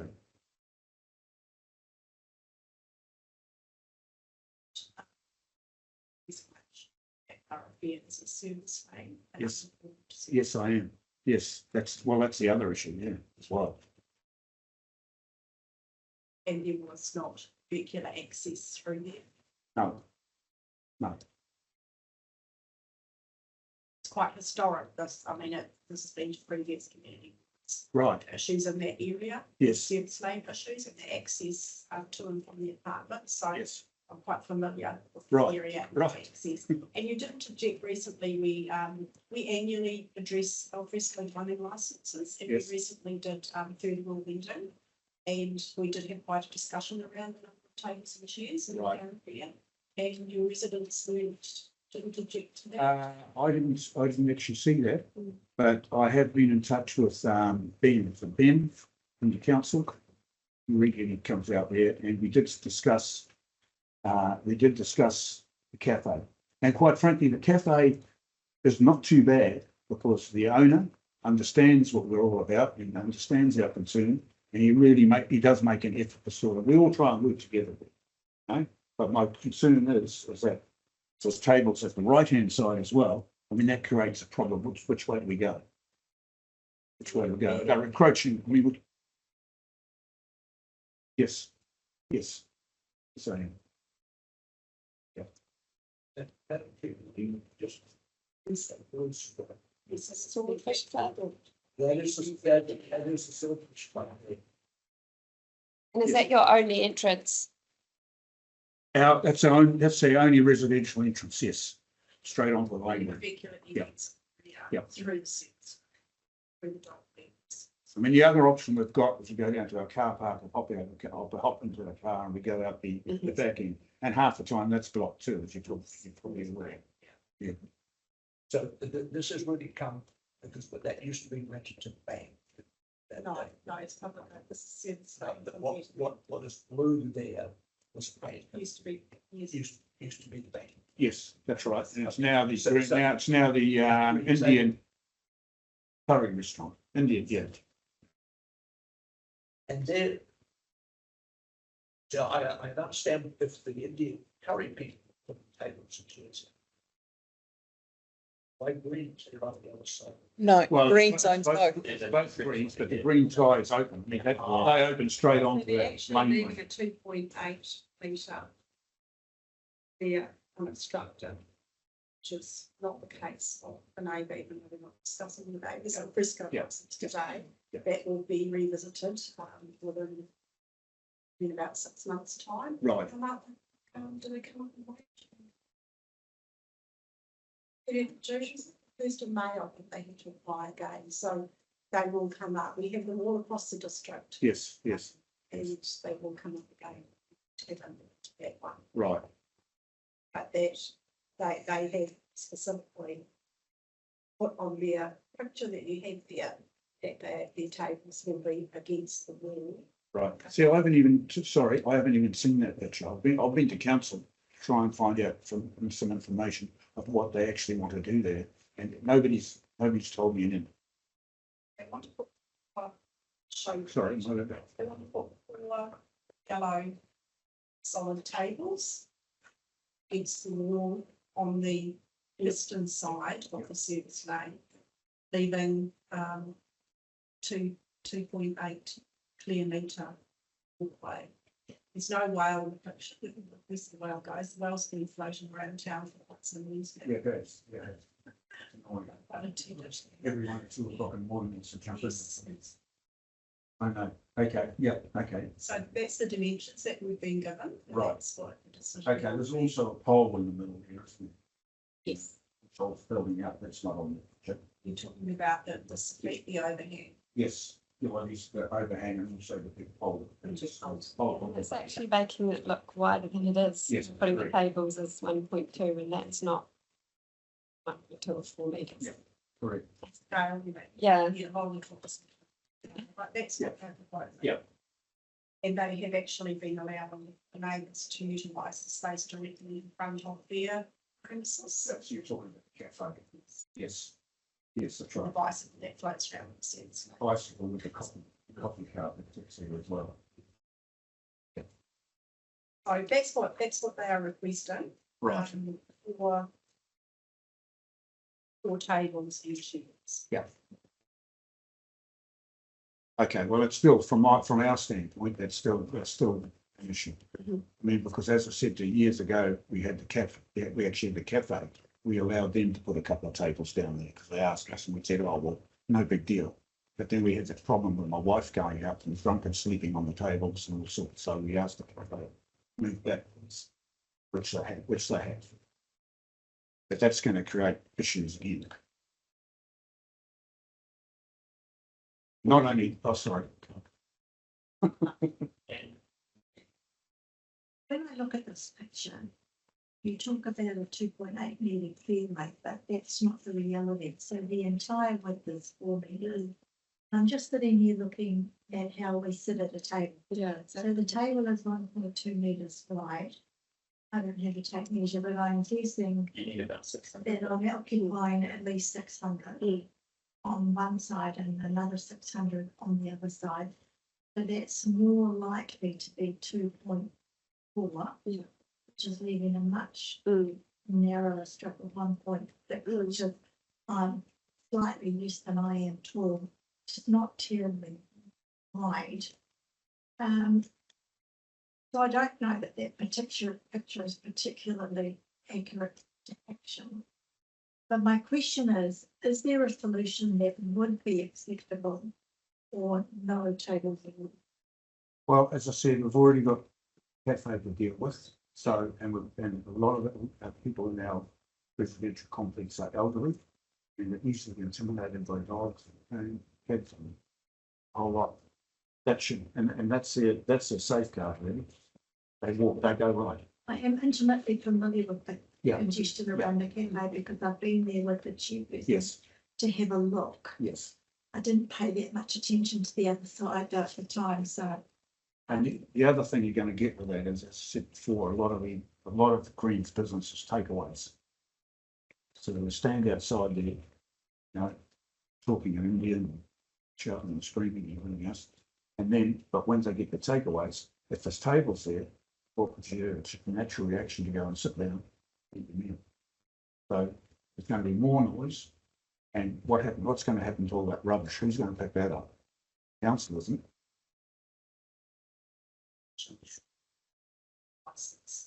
That is on the conditions of the license. Yeah, who picks the rubbish? They have to. Yeah, yeah. Well, that creates another issue because what they say and what they actually do are sometimes two different things. And I'm on to them about other stuff at the complex and it's yeah, smiles with face and nothing happens. So Is the residential entranceway always being waived? Sorry, my question, would you intend to apart the coffee, the cafe, alfresco license as well? I would. The Tom, the existing owner, we've sort of come to an arrangement, as I say, and he's actually really good. But now and again, he starts to encroach down our way a bit, and I say, Tom, get back over there and that's. I don't know what they've got on your actual fresco license, but I think it's only the barbecue tables, isn't it? Oh, they have tables. Are they all those little round? Tables both sides. Yeah. And it's very congested, and they Yeah. have umbrellas as well. Yeah. And we have actually had quite a discussion around their license. Right. And as I say, they're reviewable annually. Yes. And they are monitored, Yes. you know, Yes. intermittently. Yeah. And we also have it as public open space. And we are working on strategies and plans for public open space. So people would like to see them. So they're only there at council's continuing pleasure on a rotating end basis. Right. So and we have quite a number around play here, as you can imagine. Yes, I see. All those little tables and chairs you see around Yes. town. Yeah. That do and don't obstruct areas. Most people are pretty good. But the cafe that we're into is highly congested. Yes, well, it's In very comparison to its proposed. That's correct. That's correct. I think that to answer your question is that we probably would at the next opportunity oppose what I've got there at the moment. We don't have an issue really with probably the barbecue tables because they're way back and and it's only one. If it's left, it's fine. If it's on two sides, that's a problem. But the other issue that we do have is that laneway is not even. It was put there 20 years ago, or whenever it was, and it's never been maintained. No, it's not cobblestone, it's tar seal. And a lot of it is sort of sunk. And if you go there right now, you'll be walking through a pool of water all the way through. So what the cafe does is they grab their little tables and put them hard up against the complex, right? Because there's no water. So the customers are sitting on a table with no water. But anybody else who wants to walk down that laneway will be walking through water.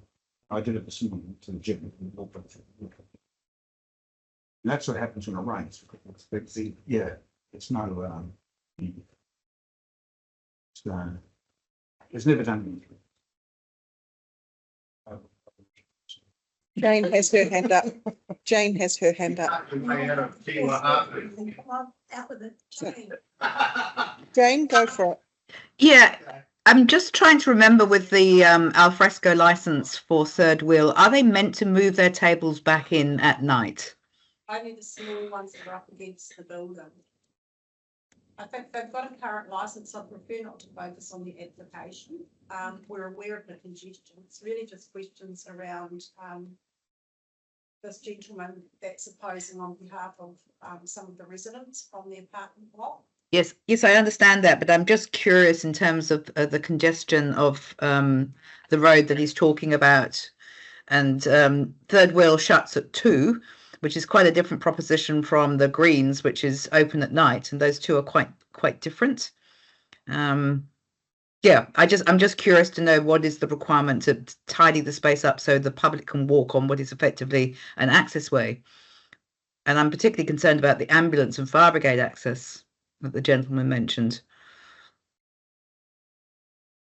Yeah, the access for the service lane is actually from the Third Wheel end, and there were I think 3 sort of stanchion bollard things that were collapsible, that prevented vehicles from driving through there, and were only the width in front of the physio, only the width of one vehicle to park for the purposes of loading and unloading. And it's actually at the southern end. We're talking about the northern end. Yep, no, I understand that, but I was just thinking of just general access and what is meant to be an access way. If we completely block the whole lot up with tables, because you can't get in the other end. And that's where the service lane is, Jane. Yeah, the service lane. That's where the apartment block access their basement car parks. By Kinwavia. Yeah, I'm just thinking of emergency access. If we block off both ends of the lane, then it will be even harder to have emergency access if the tables are still out at night. That is the Correct. point I'm making. Yeah. And the reason for that is, I mean, that's where the fire brigade stops too, right outside on Marsden Road there. That's where they come in as well. So now we're saying if they come in from Marsden Road, we're now Right. putting tables in there. At the Marsden Road end, there's 4 tables being proposed to go at the Marsden Road end. So if the fire brigade and ambulance park on Marsden Road for ease of access to the apartments, they're now possibly going to have to go through tables. Is the room? That's all I'm saying. Well, supposedly there's 2 meters. They could never go through there anyway, Jane. There's quite a history to this building and the height, the overhang, the construction. It's quite historical complex, especially this building. It's just the license I'm trying to focus on here. Yep, and that was my point about the license.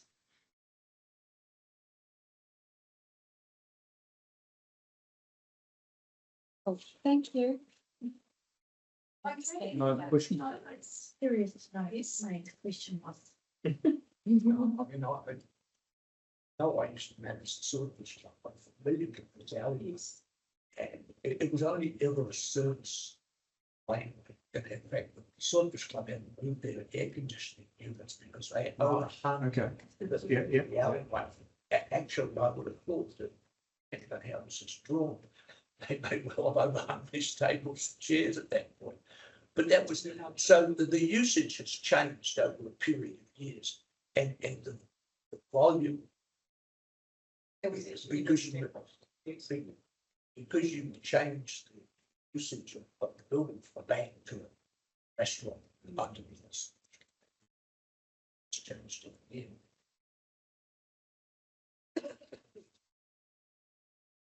It's a thing with tenants, you get a change of use and it changes the mood and the activity.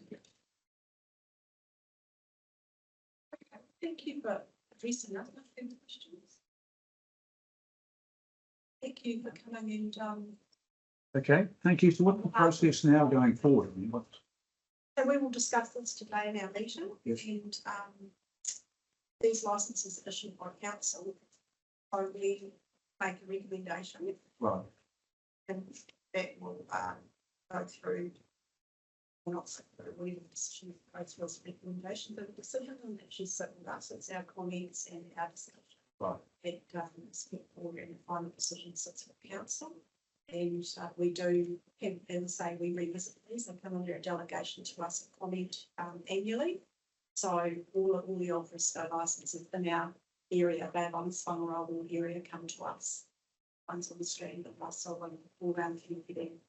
So we actually have input into all of them. Appreciate things. Most of us are well aware of where our fresco licenses are and how they're used.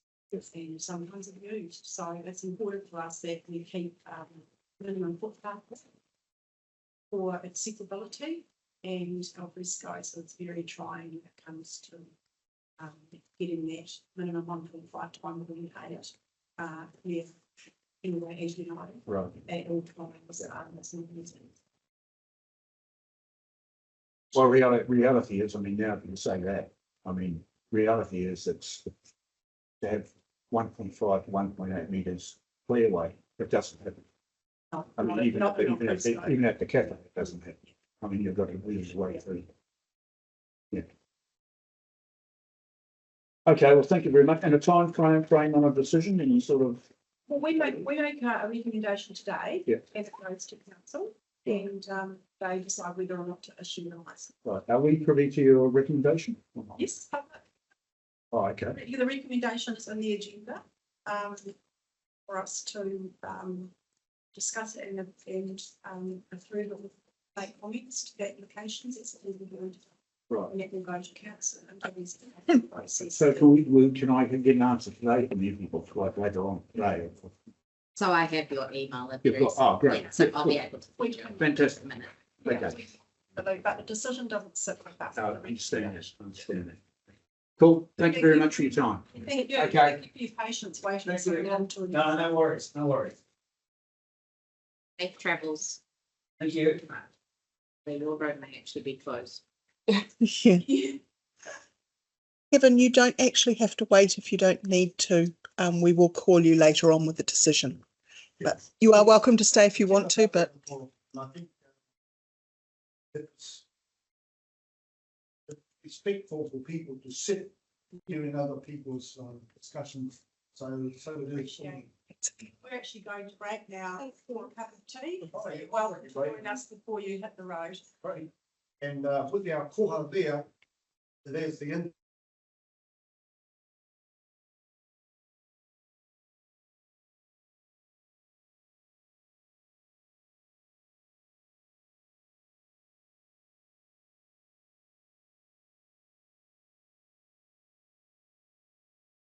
Oh, yes, yeah, of course.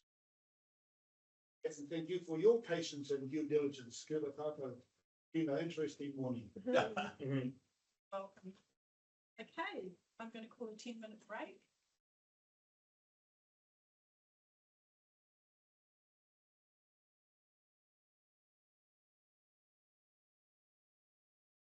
Confirmation of the previous minutes. I will put that the Bay of Islands-Whangaroa Community Board confirm the minutes of the meeting held 20th of March 2025 and extraordinary meeting held 10th of April 2025 are a true and correct record. I will move. Do I have a seconder?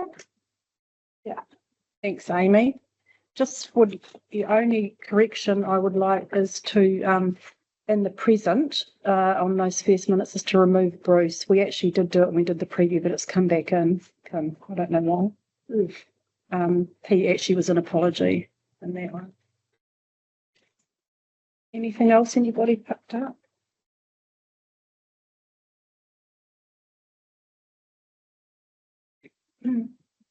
Thank you for joining that evening meeting too. It was good to get that done and out of the way. I just apologise that I was triple booked. Yeah. With the business association meeting, which probably Waitangi. actually that meeting would ultimately cancel and so I just want to have those decisions. Yeah. I think everyone was pretty happy with it. Okay, so I'll put that. All those in support? Against? Carried. Moving on to item 7.1.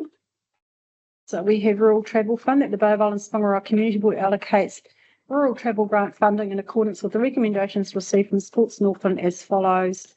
Mariwa Tigers Rugby League, 2,235. Kitty Kitty High School, 1,235. Kitty Kitty Football Club, 2,235. Bay of Islands Gymnastics, 1,235. Bay of Islands College, 2,235. And Russell Marlins Football Club, 1,260. Okay. I'm going to get my stronger glasses out today. All those in support, do I have a mover? Lane, seconder, Paula, thank you. Any discussion around this? The little yellow and highlighted amount you'll see on the fold out page, $19, $7. Catherine has assured me. Will just be carried over? Quite enough, sorry. Will just be carried over? Yes, it will.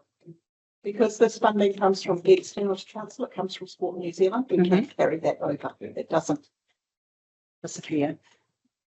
And I picked up somewhere, maybe Kaikoai meetings today, that the summer round will be coming earlier because of the elections. Yes. So you may want to spread that word in your communities. I think we're So doing we June. have got that online. We are sharing it through Sport, the community connectors. Applications for the summer round need to be in by 20, I think, July, so that we can get into the September meeting before you rise, because otherwise they won't get a decision before maybe December. Early December, and that's too late for summer rounds. So we're making sure we've got that. We're also doing that with Christmas applications. We are contacting everyone that's applied for Christmas funding in the past and making sure that they get their applications in by the start of August, because they will also need to come to the September meeting. Again, we do have that on our website, but we are sharing the love and telling them to get themselves in, because there's going to be a period where nothing will be considered and they won't get a decision. Okay. So any questions for Catherine around that? Straightforward. Moved Lane, seconded Tyler. All those in support? Against? It's carried. Item 7.2. Chairperson and members report. I'll move that the recommendation that the Islands-Whangaroa Community Board note the reports from Chairperson Belinda Ward and Member Jane Hindle. Do I have a second? Thanks, Tyler. Take it as read. I've tried to tidy it up and drop a few things off there. Slowly getting some things done, and also there's a few things that probably won't get done or perhaps responded to because they can't go any further necessarily. Any questions for me around that? Chair, just a comment in regard to the Whangatane Recreation Association. The board of Far North Maritime has recommended to the board of Far North Holdings that they continue with the field independent support. Holdings will be meeting shortly to discuss that. Thank you for that. It will be a bit more challenging without council support, but I guess it's their call if they go ahead. Precedent that they're concerned about and what this might mean for the regional economic plan in regard to the concerns that are applied for on the bank.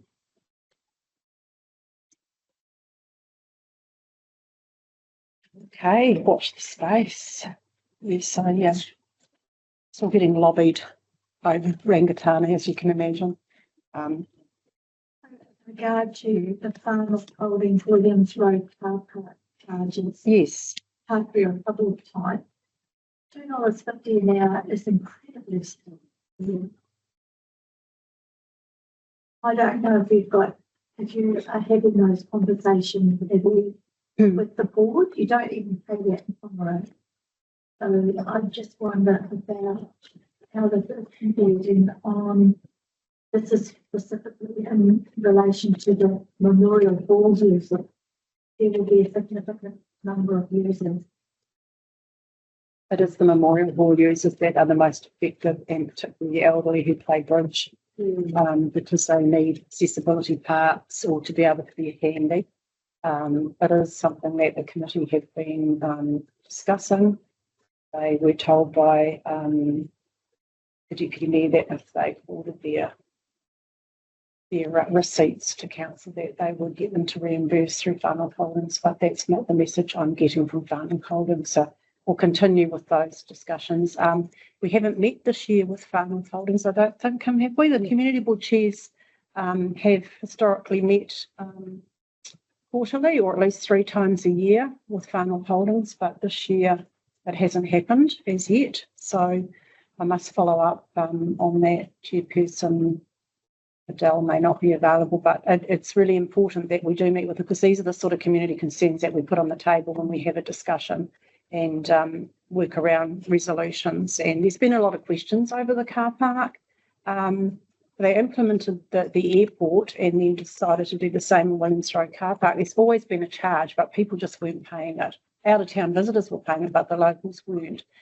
And there are issues with it. I've been told that if you're following closely behind a truck, it may not pick up your number plate because there's a through road there, and you've got the their number plate isn't always, when you're exiting, isn't always picked up on, and people that just go and park there, and you know, how do they actually go through their process of getting the money from them if they haven't paid? You know, people just assume you can just park there and not pay it and that'll be fine, but we need to have the discussion. Be interesting to see how it's working and whether or not they are getting the sort of revenue that they'd hope they'd get. Be interesting to see the airport in Perth. Because if you go to come out, if you didn't have your cell phone or you didn't take a swipe or something, you could get, when they fully activated, you could get locked in. And also, if you drive up there to meet a flight and the flight is delayed by half an hour out of Auckland or something, you wait outside the gate. But you don't know that when you drive in. No. You're expecting you're going to drive in, meet the plane, and get your passenger and go within the time frame. But then if the plane is late or delayed or whatever, else you'd be sitting there. And then when you go to come out, you may or may not have your cell phone with you with the barcode too. First half hour's free, isn't it? But those delayed flights. Conversation with Kevin. By far wasn't a land meeting, it just came up. And we said they actually need 2 exit gates. Because if someone gets to the exit gate and they can't get out, for those Nobody can get out. They're bringing the entire airport car park to a standstill. So I do think it would be useful for the board to have a conversation with farmers holding with them around how we're managing companies.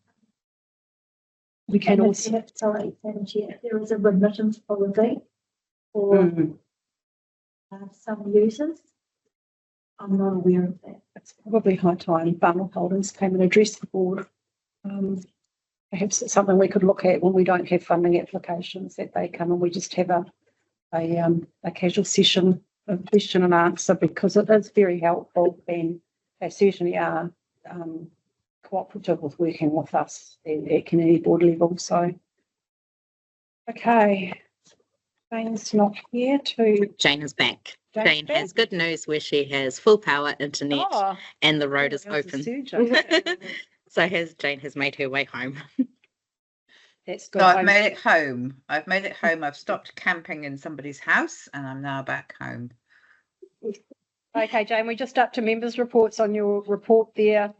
Any questions for Jane on her report? Just one, Madam Chair, and that was in relation to the level of service in Russell, hoping with the influx of visitors, which appears at page 26. Really important we get formalised through Farnell District Council. So variations to the city care contract are required. They are captured, and I don't have confidence that it just appeared in the members' report actually escalates it far enough up the food chain so it comes to the desk of the staff member concerned. So I'm just wondering if there's a mechanism, or Jane may have already done it, that we pick these things out when they come up and we can get a report back on the staff and how they can be captured moving forward. Because she's absolutely right. I can just imagine 5,000 people trying to use public toilets and litter bins in Russell would overload facilities. Thanks, Anne. So have Farnell Holdings stepped up and come to the party, Jane? Kim is probably in the best position to answer that, but Belinda was there when I raised that back in May last year at the cruise ship meeting where they undertook to provide additional service. But the reality is we've had a huge amount of visitors to Russell. They come across on the ferry and the toilets have been broken for some time, and they are just simply not adequate for the demand that we've presently got. It's just too many people and not enough facilities, and it's probably one of the most commonly complained about facility. In fact, in the placemaking feedback, we got lots of toilet complaints. So it's a major issue for the community. We've got one set of toilet blocks, and that's it. Through the chair, no, I don't have any further information. We have been trying to get a confirmed answer on FNHL's financial contribution because they did agree to pay more so that we could increase our levels of services, but as Member Hindle has just said, the toilet blocks have been closed, not closed fully, but several of the toilets aren't actually working. So for many weeks. And it's not short term. There's been two options discussed. Do we do a short term fix that lasts the week and then we're back in the same situation? Or is it better to hold out for a long term fix, which actually would nearly be looking at a new location for toilet facilities that can handle greater demand? And part of the issue is the water supply in Russell. So. And then we have water coming down from the town hall that's not actually being piped into the toilet water supply, which would be common sense in my way of thinking. So there's a whole area of it would be nice if people actually sat down and started to have a sensible conversation about dealing with the issue, because it is quite debilitating for the community. We've had masses of visitors over summer, and I've been on the streets monitoring it. It needs to be broken up into two. A new toilet facility is a capital work that needs to go through an annual plan submission to council. In the meantime, we can do something about levels of service through the city care contract. What I have suggested, Member Court, is I've actually talked to Roger about the Final District Council as an entity, thinking about creative ways of dealing with summer with temporary options, like, for example, a portable toilet block that gets dropped off and drops and taken away when you get through the peak periods, so that you're not having to put infrastructure in for just short periods. You know, ideas like that where we for the 4 months where it's chaotic. We have the same problem at just raising it as an RFS and having an elected member conversation with the staff member doesn't formalise it. No. We need to formalise it. It needs to be tracked.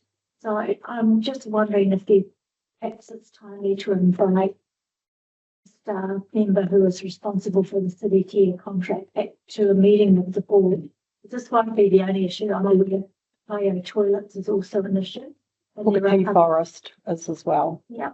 And if we start to create a list of concerns that we have, and it's not for us to design the solution, that's the staff's job. They're the ones that are qualified to do that and say, can we fix something through a variation, the contract short term? Are there capital projects that we need to put into the annual plan long term? Or if it's affordable, who's paying for that? Because it's outside of both of them budget processes. I think that was all clear as much. Yeah. You've got those three. It does need escalating, you know, outside of my members' report, because it needs to be looked at strategically. Well, it's the environmental impact of all of those sites too, Jane. That's right. And you've got a destination management plan process going on, and toilets are sort of cropped up there as well. If I may just, one of my concerns that I've raised with Chikoko, which is the Transport Committee, during the course of the meeting, elected members raised now. They're not formally captured in any meaningful way, and so they're not getting addressed. So at the last agenda preview with the mayor, we started to be GGs are working on it, I believe, mechanism to capture matters that are raised in the meeting into light an action sheet. So we can then track progress. It'd be good to do that at the board level too. It would be very good, and particularly when we come to a change cycle, when it comes to the handover, so that those things aren't lost or drop off, which is probably what's happened over there with you, Jane, too. It's been a growing problem for years. Okay. Any further questions for Jane? No, just congratulations on always having a report. You make the rest of us look bad. That's because I have a reminder from Kim. Okay, move myself, seconded Tyler. All those in support? Against? That's carried. Right, moving on to item 7.3, that the Bay of Islands-Whangaroa Community Board note the project reports received from A, Fiona Craig, farmed wire on the beaches. B, Kitty Kitty Business Association hanging baskets. C, Bay of Islands Budgeting Services Moroa Christmas. D, Turner Centre harmonic resonators. E, Wainui Marae for Piri Makai tournament. And F, Friends of Northern Dance, welcome to the circus. Do I have a mover? Thank you, Amy. Seconder, Tyler. Any comments on these? Madam Chair? Yes. I did notice there was $1,400 of things that were bought for the Kawakawa parade from Kmart, and I was curious to know what was going to happen to all those items. Yes. Whether they were going to be retained for next year, or I mean, there were all sorts of. Kids would have taken them home, wasn't it? Didn't they do? I'm not sure. I was just asking the question. What was? Oh, Roddy's not here to answer it. Can you add? I'm not too sure. We will find out that answer for you, Member Hindle, and get back to you. Thank you. Any more comments? I see we are getting recognised, but it tends to be just virtually on Facebook. Through the chair, I don't know if you noticed the book that was published, your logo and a very reasonable thank you was included. And at the dance, I was there and they verbally thanked us on the end of the show. Hanging baskets, I'm pretty sure that's sponsored. Yes. Yeah. Because I paid for that in signs. Which one? Which one? I donated $500 worth of signs to the Kitty Business Association. And I made sure that your logo was there. Thank you, Anne. Congrats to you. All right, it's me looking that on. What was the thank you page in the book that was published by Wine on the Beaches? It isn't that clear on the photo, fortunately. Yeah. It's okay. That's great. Great acknowledgement. Any more comments? I'll put that to the vote. Moved Amy, seconded Tyler. All those in support? Against? That's carried. Thank you. Now we move into our funding applications. And there is an appetite around the table to take this into public exclusion so we can have a free and frank discussion around our decision making and the amount of funding we have left. So I will move. Do I have a seconder? Thank you, Tyler. Yes.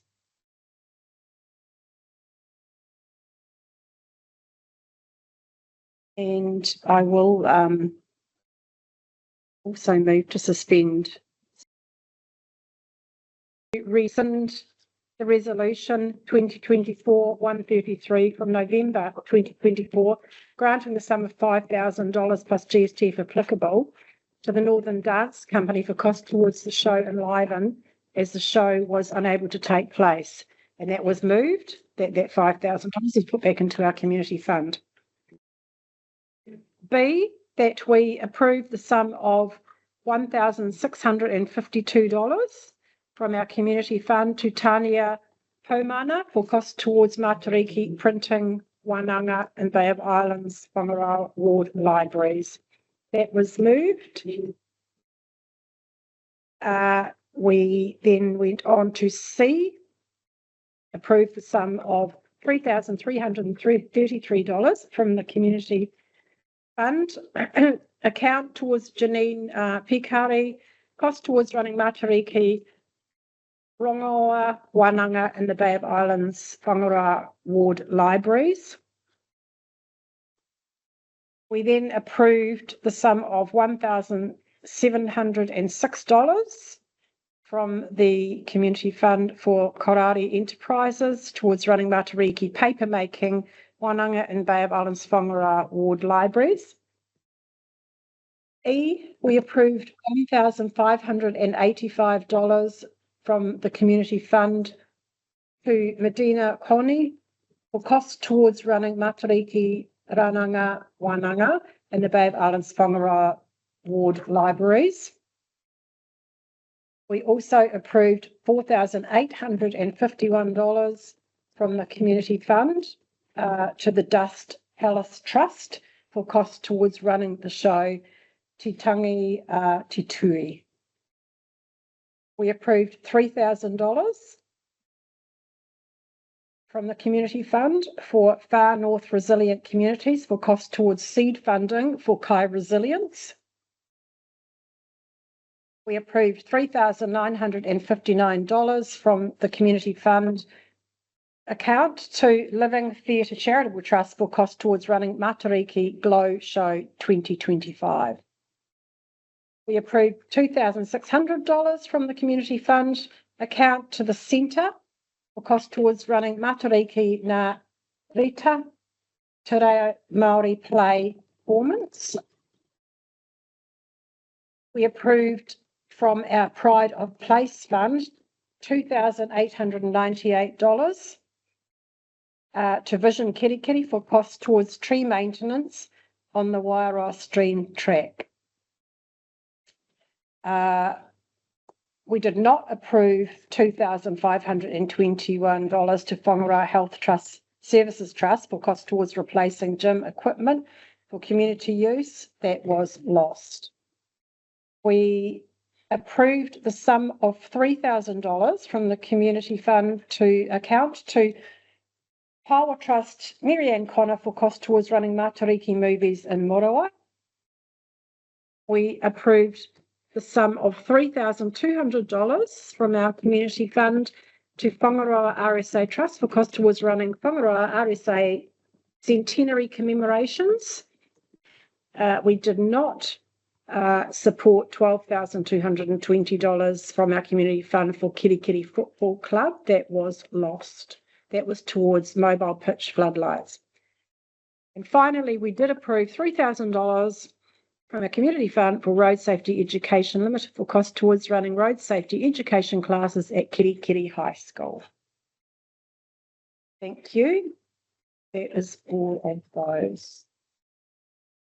We also just need to have a resolution to resume standing orders. Oh, you want me to move standing order? Okay. So I will move that we resolve to reinstate standing orders. Do I have a seconder? Thank you, Tyler. All those in support? Carried. Right, moving on to item 8.1, Bay of Islands Whangaroa Community Board Open Resolution Sheet on page 226.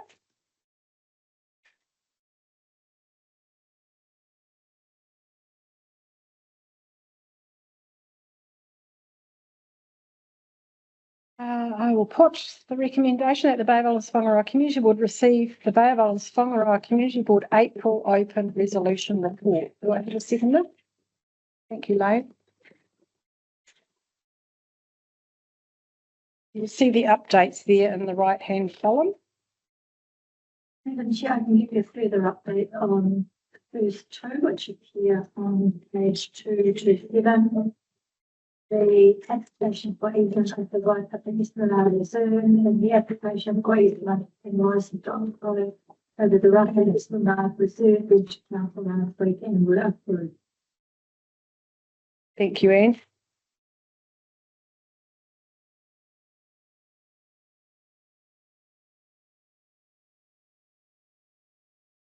No more comments on those.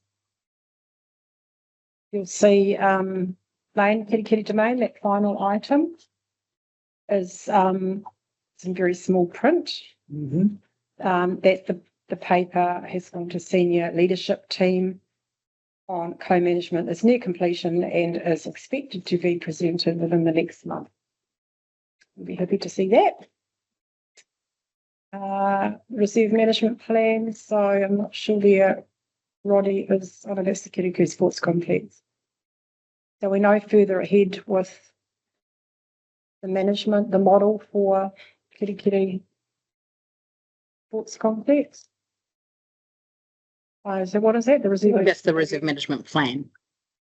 And that doesn't go ahead. Yeah, if Simpson Park wasn't to go ahead. Oh, if that failed, that was our second option? Right, okay.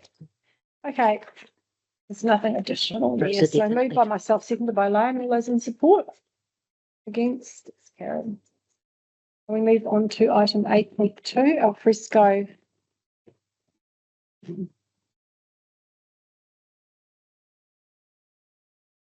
Take these individually. So I have a recommendation here for pursuant to council resolution passed on the 30th of June 2022, provide comment on al fresco dining approval applications from CC Cafe Cinema Kiri Kiri. I will deal with that one first. Do I have a mover? Lane, thank you. Seconder? Tyler?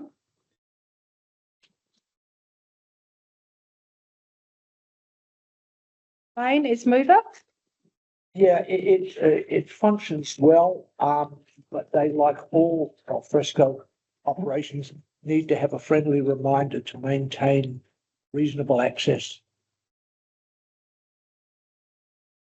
I was pointing at Kim, I was trying to get your attention. Oh, Have we got the report writer online? No. No. The report writer has no power or internet today. Okay. I thought maybe I was missing the music. No. She was going like that. Yes, but I was trying to get Kim's attention. Yeah, no, as I say, Madam Chair, like most of the al fresco situations, they do need to be reminded from time to time to keep reasonable access. But other than that, it walk past plenty of them. Tyler? Look, it really just seems like a pretty simple. I'll live with it. Yeah. Yes, come through the chair. The comment just made for a reminder to provide access. While that would not sit in their license of approval, do you want to note that so that council staff, noting that the report writer is not in the room, so has not heard that, so that it is recorded in the minutes, so that when they are provided a copy of the minutes, that note is in there. That would be nice. Yeah. Through the chair, that would be nice. Thank you for that, Kim. I have several concerns about all three of these al fresco dining licenses, which have not been addressed, which I've raised in the past. The first one is relating to, it's really to do with the conditions, and I actually have noted the Cafe Cinema on 2 or 3 occasions the last times I've been over in Kiri Kiri, as much as a couple of days ago now.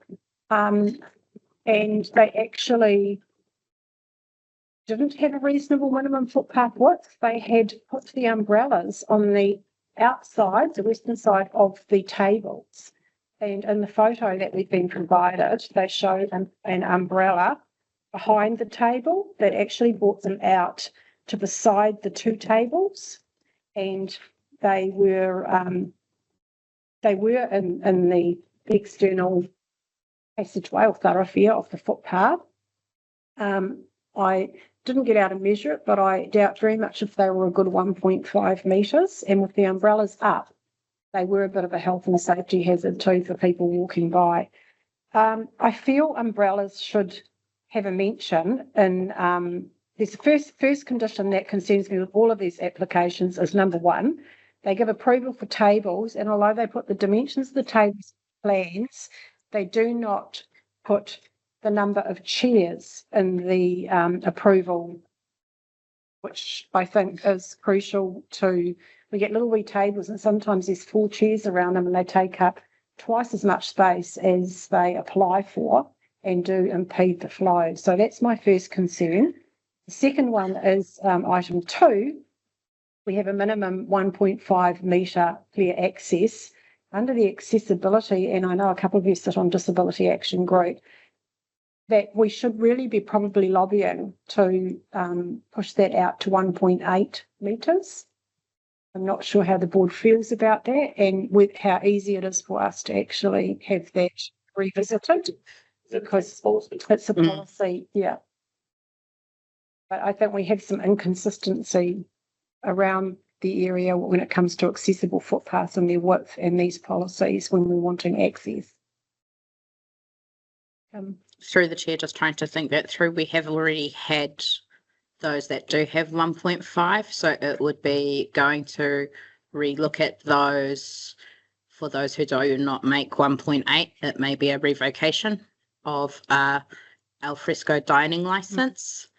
I think maybe moving forward, 1.8 is preferred, but for those who currently already have their alfresco dining licenses, that they continue until the next renewal date, where you would request 1.8. But again, that would only be a request because under policy it is 1.5. Okay. Can I just put on we simply don't have footpaths of that width that we can accommodate 1.8 metre clearway in a lot of places, not everywhere, but in a lot of places. I think we need to be a little bit pragmatic and not lock it in black and white, but be flexible for the unique circumstances. The one I'm thinking about in 5 years is Trader Jack's or whatever it is. Jimmy Jack's on the opposite, you simply can't get a clearway there. Oh, it's pretty wide. Not 1.8. I think it would be actually, Anne. I'll measure it next time. It's pretty wide. It goes, there's a drain that divides it, and then it's a slight incline. And I would say it's probably one of our wider areas, but I hear you, some of our footpaths are very narrow. Depends on the location, doesn't it? I think I would be better having a specific measurement. It would be taking into the needs of the disability community to be able to freely manoeuvre. Have you left enough room? Or words to that effect. I'm not trying to invent it now, but I just think we need some flexibility. Yeah, I agree. Well, like for Kaya, for example. Yeah, Kaya or Kawakawas, those are all very narrow footpaths where even that additional 30 centimetres, because that's really all it is 30 centimetres, is not going to make, could actually mean that several of our alfresco dining now no longer have alfresco dining, and that would be okay.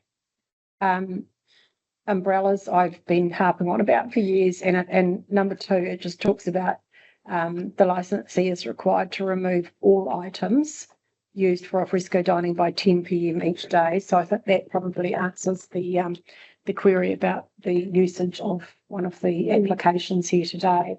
But a lot of the tables, when the licenses are granted, do remain in situ right across our ward area and are not the big heavy picnic type tables, and they're not taken inside, and there's nowhere to put them, and they're very heavy. So the fact that people might lounge on them or use them, they need to be cleared and kept clean. Other than that, they do remain out. Public liability insurance is the priority, of the granting of this, and I think I would like to see again, we've had the discussion, and Jane, I took it to the workshop at council and it went nowhere, as to whether we have in there the number of chairs and or benches, because bench seats can be very long and can seat 4 to 6 people, those picnic tables. So, we would like to see, I guess, fairer charges, whether it's based on number of persons or on the area. There's different ways of doing it. It'll just be simple or square meterage. That's what I think Coromandel do. It doesn't matter how many tables and chairs they have, they cannot operate outside that area. So a previous staff member who'd worked in other tourist areas and townships recommended that would be a good way to go moving forward. It would make sense. It'd be better than what we've got. Yes. Yeah. Okay. So as long as they realise that under the public liability, that those umbrellas and stands, should something happen, they need to keep those within their area, and they need to have insurance. So moved Lane, seconded Tyler. Support that recommendation. Just a question, Madam Chair. Yes. Yeah, what was the recommendation? Yeah, for clarification, the recommendation isn't worded well. So I'm not sure from the points that you've discussed which you want to be noted in the minutes as your comments back to staff and potentially the applicants. It should be noted in all 3, I think, moving forward, so we have consistency. So the comments that you get to make on the terms and conditions. So if you were to say, actually, we would prefer not to be 10 p.m. We would like it to close at 9 p.m. But if those terms and conditions are already in the letters, then you actually don't need to make comment. No. It's just more about the Process in yeah, the process in general. We've done this before. So if yours So comments are more operational, they don't need to be in the resolution. Are you Unless saying that, you, sorry, are you saying that the applicants have already received their alfresco licenses? No, no. just that these points are already in the conditions. Yeah. So if you were looking to suggest to staff that some of those conditions are changed, then that's what you would note. But it didn't sound like any of those were necessarily. It just doesn't sound like they are adhering to the conditions. Yeah, which is an operational issue more than a. Yeah. Operationally speaking, they need a reminder. But I think we need to see consistency, Aisha, because we've got, approval of 4 tables and chairs, and then we've got an and chair, and then we've got a with chairs, and no number. So 9 tables with chairs and 9 tables and chairs, without the number. There's the inconsistency there? I suspect that's just because that's what the applicants have asked for. It's in the condition, well, I guess it's not in the conditions, actually, it is in the, no, it's been put in the conditions. Okay, so they've requested with chairs or and chairs and no number of chairs, and that's something that we'd like to see some clarity on. Well, I would anyway. I think it would help a lot in monitoring and enforcing it and keeping the health and safety issues in hand. I also wonder, while this is asking you to make comment on these 3 applications, your comment around footpath width and ensuring that it's maintained in an accessible way. I think that if the board were wanting to, they could suggest a review of the bylaw or the overarching rules to look for changes in those spaces for future applications. Do we know when on policy and strategies work program that's next to happen, that bylaw review? It was reviewed not long ago. Yeah, because I think it's only just happened. Yeah. Yeah. Would certainly within our training.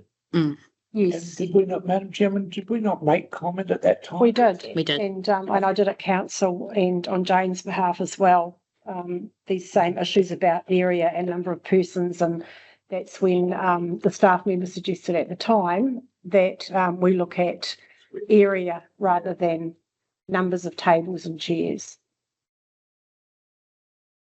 So it would be helpful moving forward. I think we do have issues in our busier settlements, really, with you just cluttering.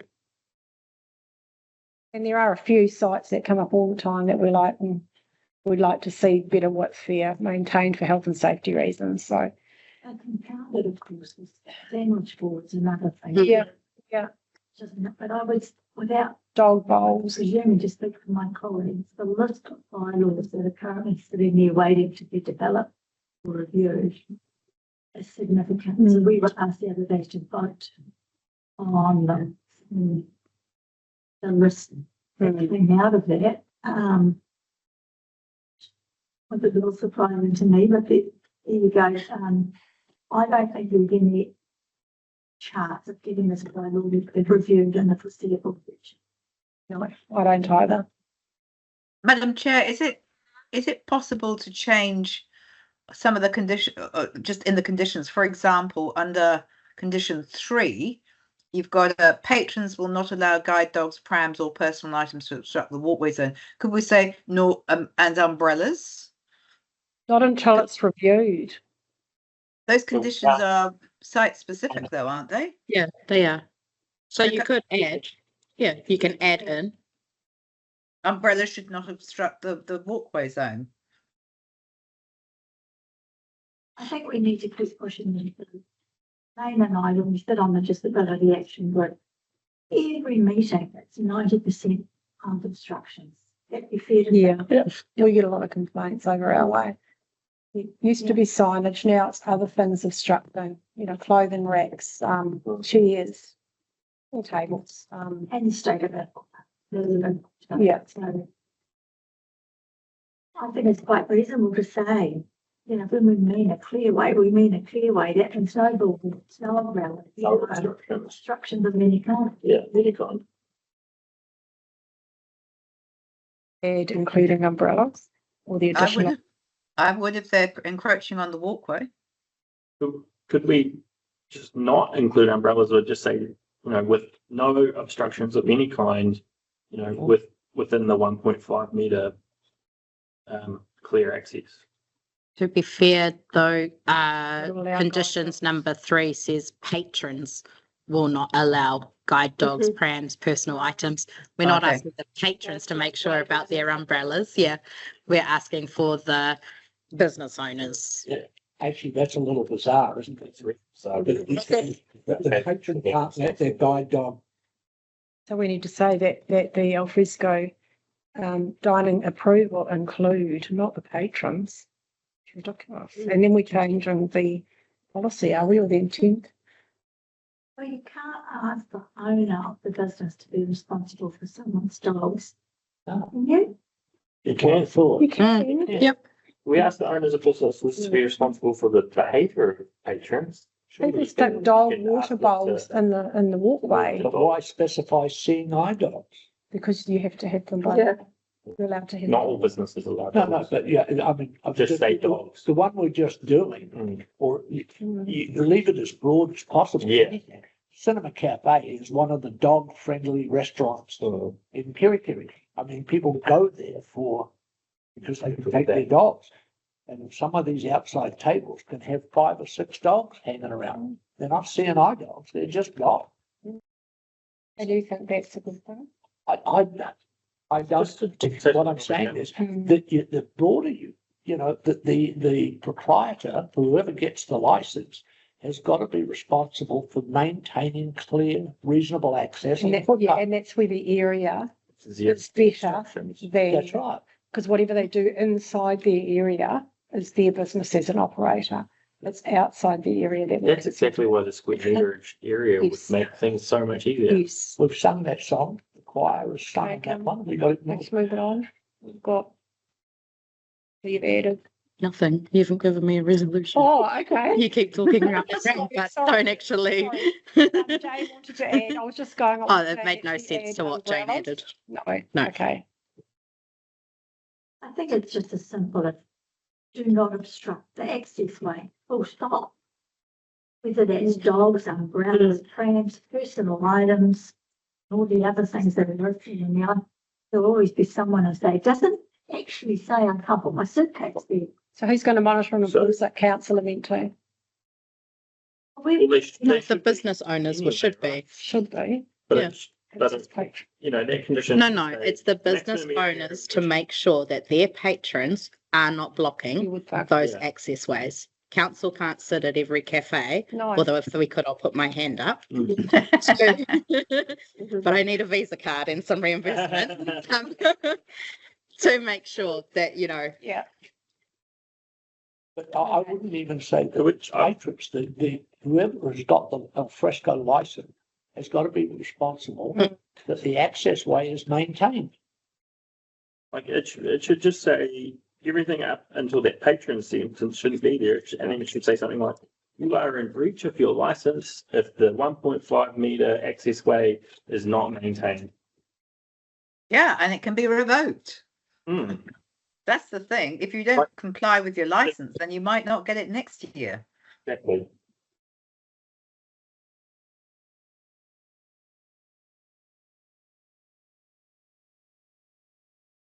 So are you moving a resolution to note that your comment is under condition 3, remove the sentence, patrons will not allow guide dogs, prams, etc. to be removed.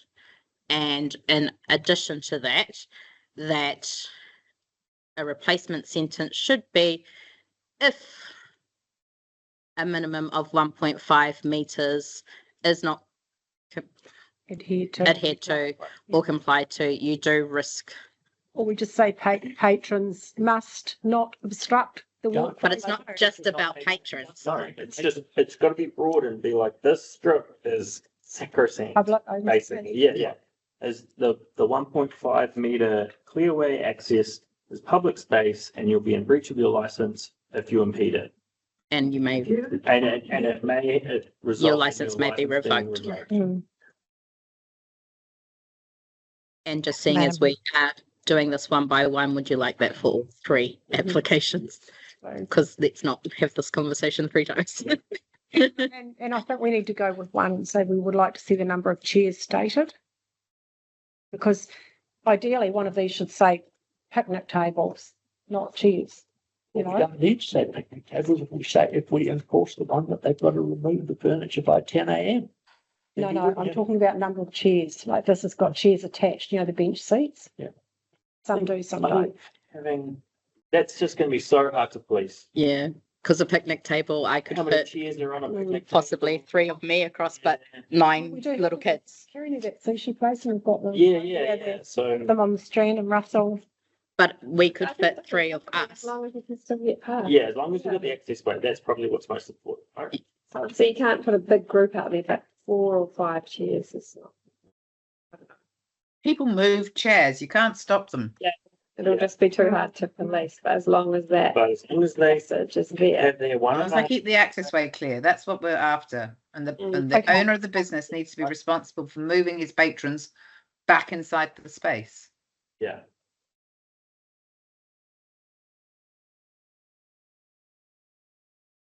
So you want to put that into number 3? Well, our February house is happy with Yep. it. Yes. Wording for Kim that we. I know, waiting for Aisha. Aisha. Aisha, do you have the wording? Hello, Aisha. Well, I wonder if we, rather than specifying that we want to change that for condition 3, whether you want to just make the point to staff that access ways and pedestrian pathways and public spaces are important, and that you want staff to actively encourage our fresco license holders to ensure that the access ways are maintained and free from obstruction. Perfect, Aisha. Did you want to say I think it needs including to be in the umbrellas? conditions. Okay, Yeah. I want it to be a little bit stronger. Well, this is asking you to make comment. It's not asking you to impose new conditions. Okay. But if staff agree with it, then they could change the conditions, couldn't they? Yeah. Yeah.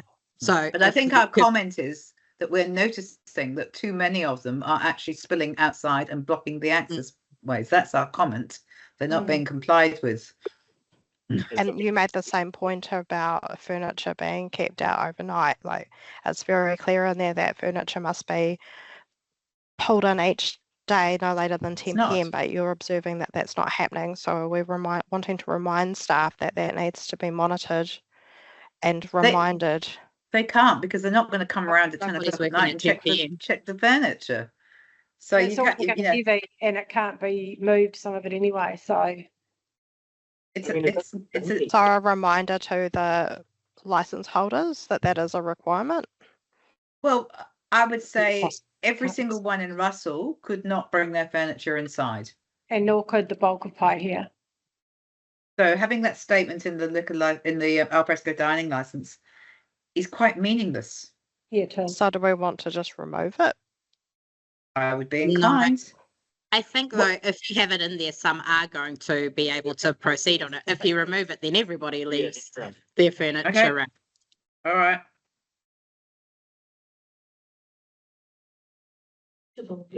Yeah. Okay. So have you noted that, Aisha? Yeah, just that one note around making Okay. sure that the access ways are Thank you. kept. That will apply to all 3. Right. Okay. Moving on to the second one. Got to carry that one first. Oh, we do. Yeah. Moved Lane, seconded Tyler. All those in support? Against, carried. Okay. Moving on to Greens Thai Cuisine Pie here. I will move. Do we have a seconder?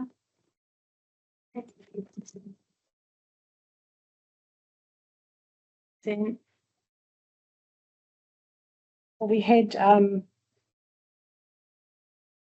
come and speak to us this morning in our public forum. He's the building manager and an owner of the apartment above the restaurant, and he also claims to represent several of the other owners, and he is objecting strongly on health and safety issues in relation to Green's Thai cuisine.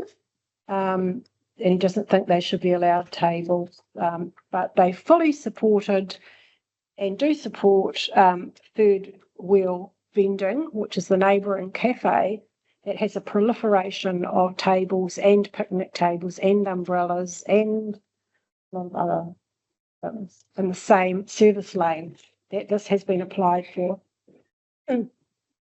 I am quite comfortable with this application because I know the area well. It's whether or not I put them on that side of the building or the other side they own both. They've got leases on both premises, either side.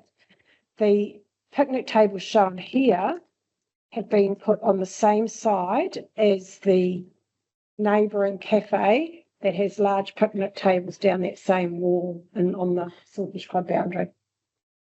So if they stay in situ, if these stay in situ, it's like for like. And I can't understand why the property manager is saying it's okay to have the mobile bicycle coffee cart and all the other things in the service lane, but doesn't want to see other than evening hours. He's concerned about activities on the tables. Well, if the activities on the emergency vehicle issue, I don't see as an issue because emergency vehicles don't come in from the front there. They come in from the service lane at the rear off Selwyn Road. And that's how it was designed. So whether the emergency vehicles can still get through there, I think with the height of that overhang of the building, the fire engine can get through anyway. Keep happening up there if we declined it. Yeah. Mm.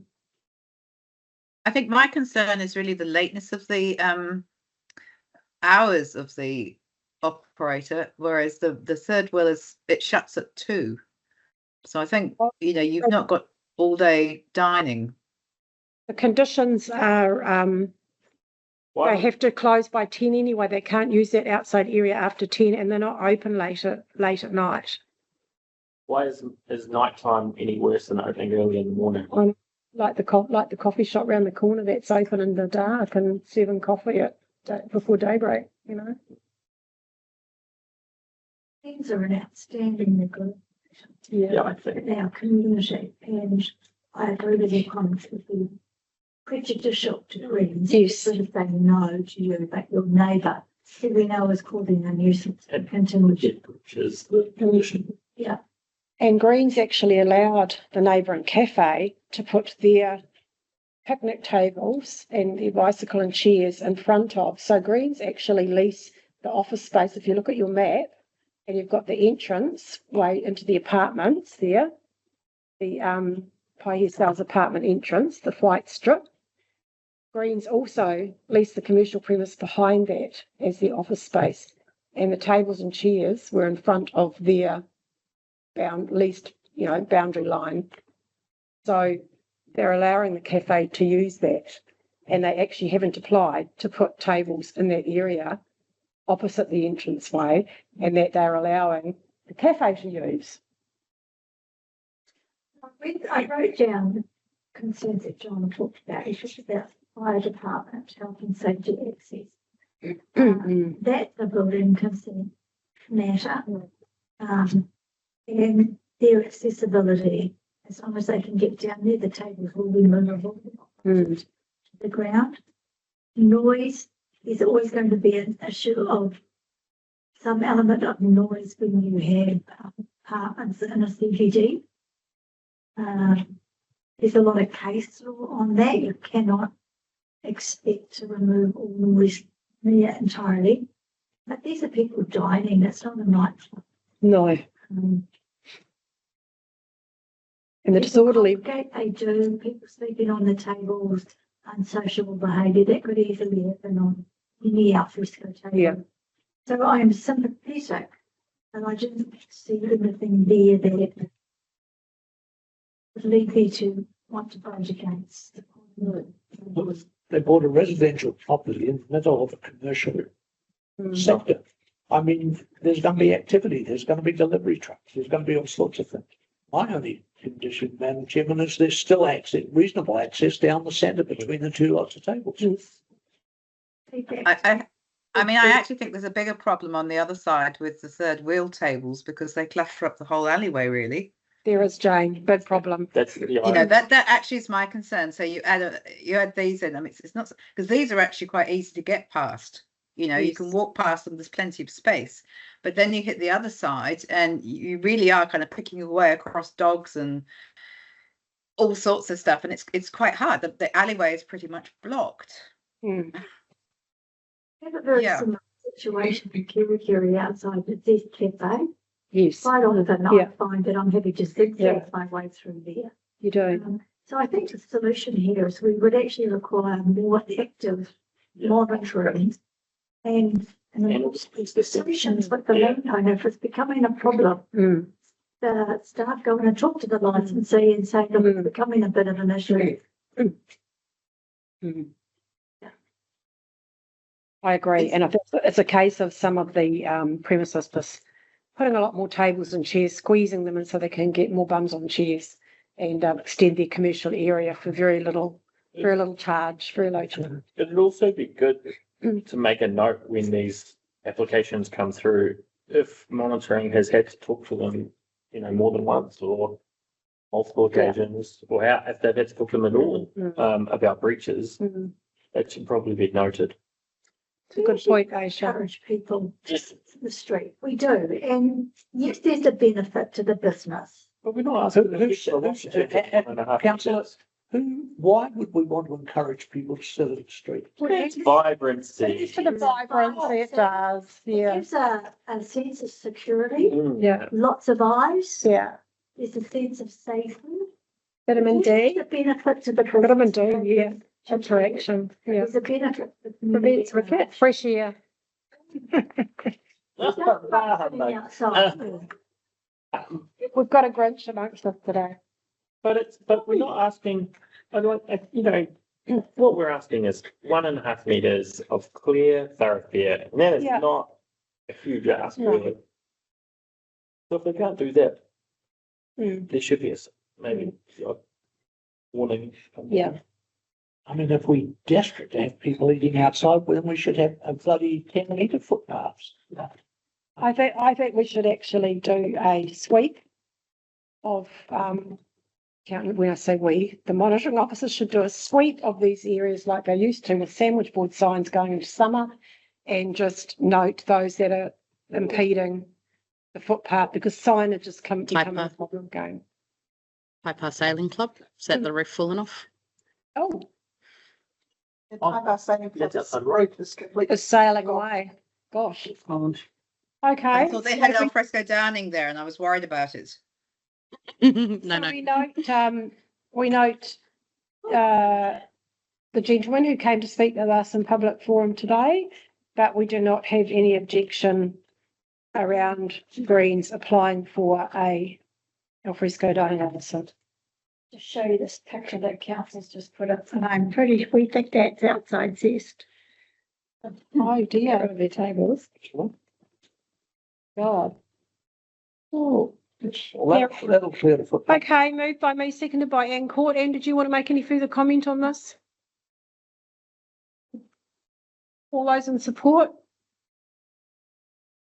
Against? That one's carried. What's that, Anne? Show it to the camera. Big down. My grocery list off. Hold on.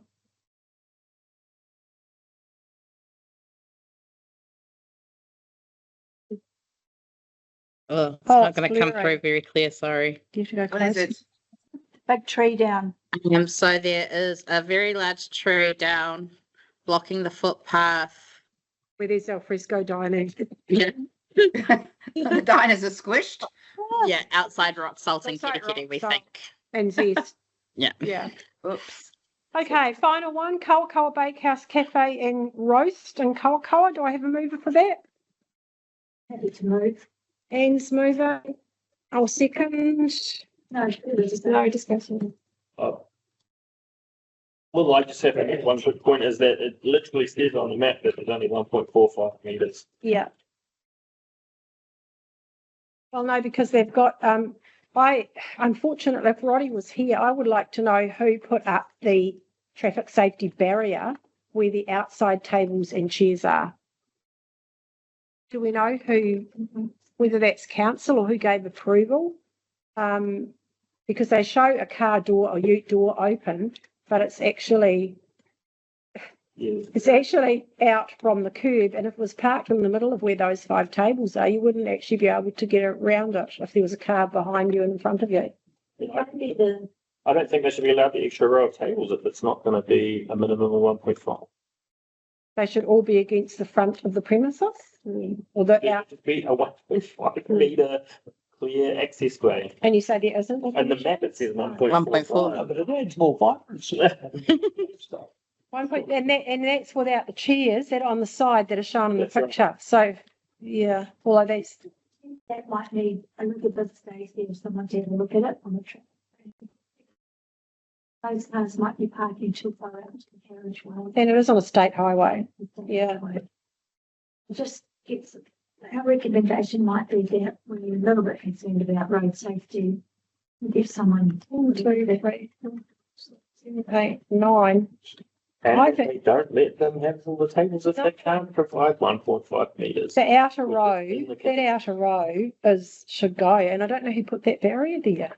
But that barrier is outside in Pie here, that Hungry Jack's. Yeah, but they parked it for one. You mind if It's still got a barrier. There's actually about 4 barriers there. And that's not Be safe. It's not You can walk. at the moment. It's this. But you can walk between them. Core of those. No, we're not. You can't walk between that. Yeah, it's so they could move the row over or they move this row over.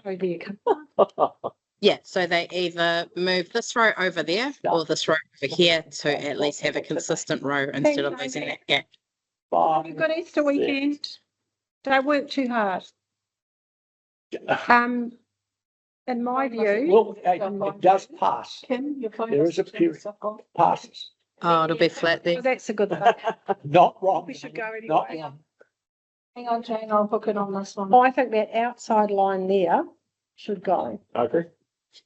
Or let's just pick that one or the other, and it should. That's a hell of a lot of table and chairs. Yeah. We think the row of tables and chairs. On the exterior of the footpath. On the roadside edge constitutes a hazard.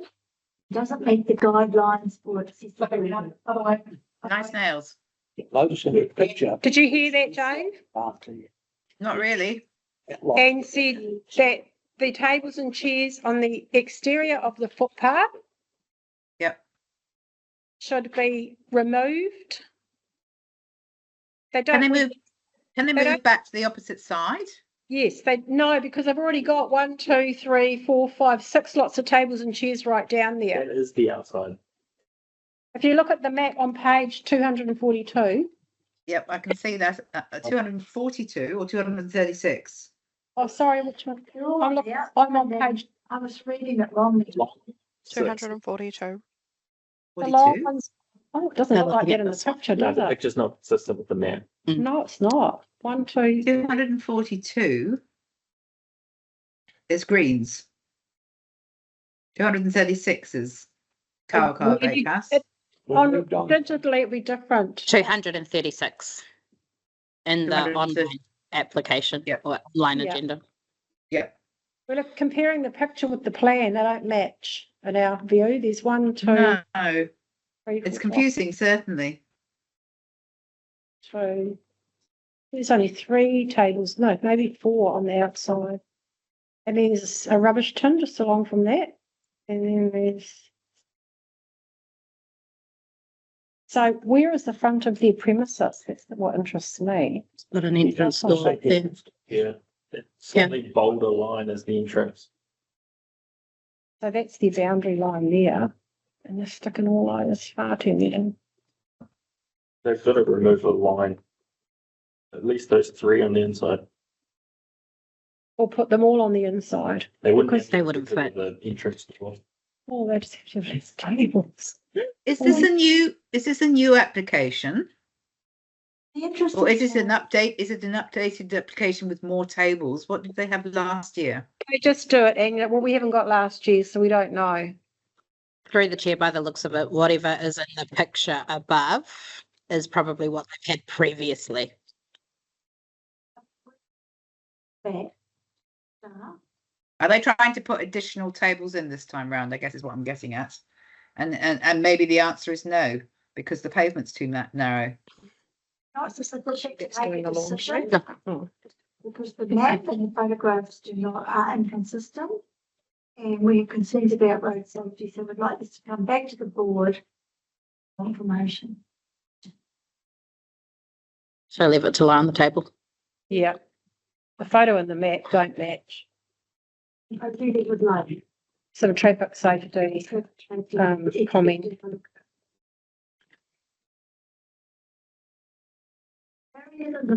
Quite good because it does stop the children running out. We've got And it does stop car doors open. Open the doors.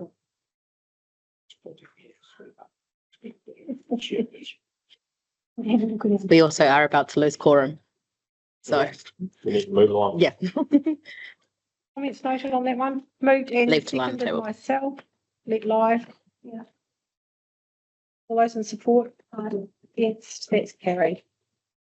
Okay. 8.3. Call information on page 243. I will move that the Bay of Islands-Whangaroa Community Board receive the report Bay of Islands-Whangaroa Community Hall Annual Information 2023 to 2024. Do I have a seconder? Thank you, Lane. Cheryl, the report writer is online if you wish her to answer any questions. Thanks, Michelle. My only concern really was around the makeup of the committees. I think that the board members who sit on those committees need to advise the committees that they need to seek better representation. There's a number of like husband and wife teams and small committees making decisions. I think we need to look more at the we've got the strategy, and at the back of that we've got the policy. I think we need to adhere to the policy better than what we are. Through the chair, in Waipapa, we encourage regular users to sit on the committee in exchange for a cheaper hourly rate. And then that seems to encourage decent membership at the meetings. That's interesting. We've got regular users on our committee, and we have them there because they have a vested interest as users. They are happy to volunteer and keep the asset in a clean, tidy, usable state. So I think if you look at our responsibilities on page 264, we should be trying to adhere to the policy or advising our committees to the best of their ability. We don't want to lose amazing volunteers. We had a real issue with the Russell Town Hall where we were down to like 3 people. Yeah. And it actually was really hard to get other members of the community to stick their hands up and get involved. People just are not keen to volunteer these days. I mean, we've now got the committee back up to a sensible level with representation, but it wasn't easy to do. Thanks for that, Jane. Yeah. I understand they don't want to volunteer, but they always want to use the facility, right? Oh, yeah. But we also have to remember that, that we need to be careful about conflicts of interest as well. So, yeah. When we have, in the interest of time, we can discuss this further at a workshop down the track, perhaps, in relation to our halls and some of the information there and some of the information that's there. Yeah. Is the annual depreciation, like how much, I know we've got a budget walls and how much they can spend. The Waipa Pool recently had an issue that was basically said to be too expensive to fix. Like, how is that worked out? Is that based on the annual depreciation? Yeah. Question specifically, I might be. So we have hall depreciation, you know, when we do our LTP and we get, Yeah. it shows when the depreciation's coming due. So if that's what's depreciating on the asset annually, that should be getting a set. Should we put aside to then spend on it? Okay, so Is that right? we don't accrue depreciation. We use depreciation to offset debt. So there's no bank account there with that money sitting in that. What happens when a renewal is required is drawn loans. But they have been brought forward in the past. And each hall still does have a separate maintenance cost for just general yearly maintenance. And yeah, and that's not based on the depreciation amount. Yeah. There's a lot of money that needs to go into the Liability of all of these buildings would be Council owns them. Council owns the building, council's responsible for the outside. Oh, I'm aware of that. It's just I don't know how the rest of the halls are, but like So the list on page 244 shows the ownership models and what ones council owns and what. But what Tyler's talking about is there may be some renewals budget. So say, for example, Whangaroa Hall has got 20,000 or something. Sorry, apologies. That might be incorrect. They have a large amount of budget allocated in this year's LTP. So depending on when Waipapa's next renewal budget is, they may choose to bring that forward so that work can be undertaken, but it may not be for, and look, I don't think it is, but it may be not for another 5 years or something. So if large works were needed to be undertaken, they could move that renewals budget forward. But it's not as easy as just going, hey, let's move the renewal budget forward. just the flooring issue. I think is going to The flooring and the brickwork. yeah. Just an accounting treatment, it's not actually cash. Yeah, no, I get that, but I guess the accounting, well, in a business, I guess the idea is that you put aside the money after depreciation for them.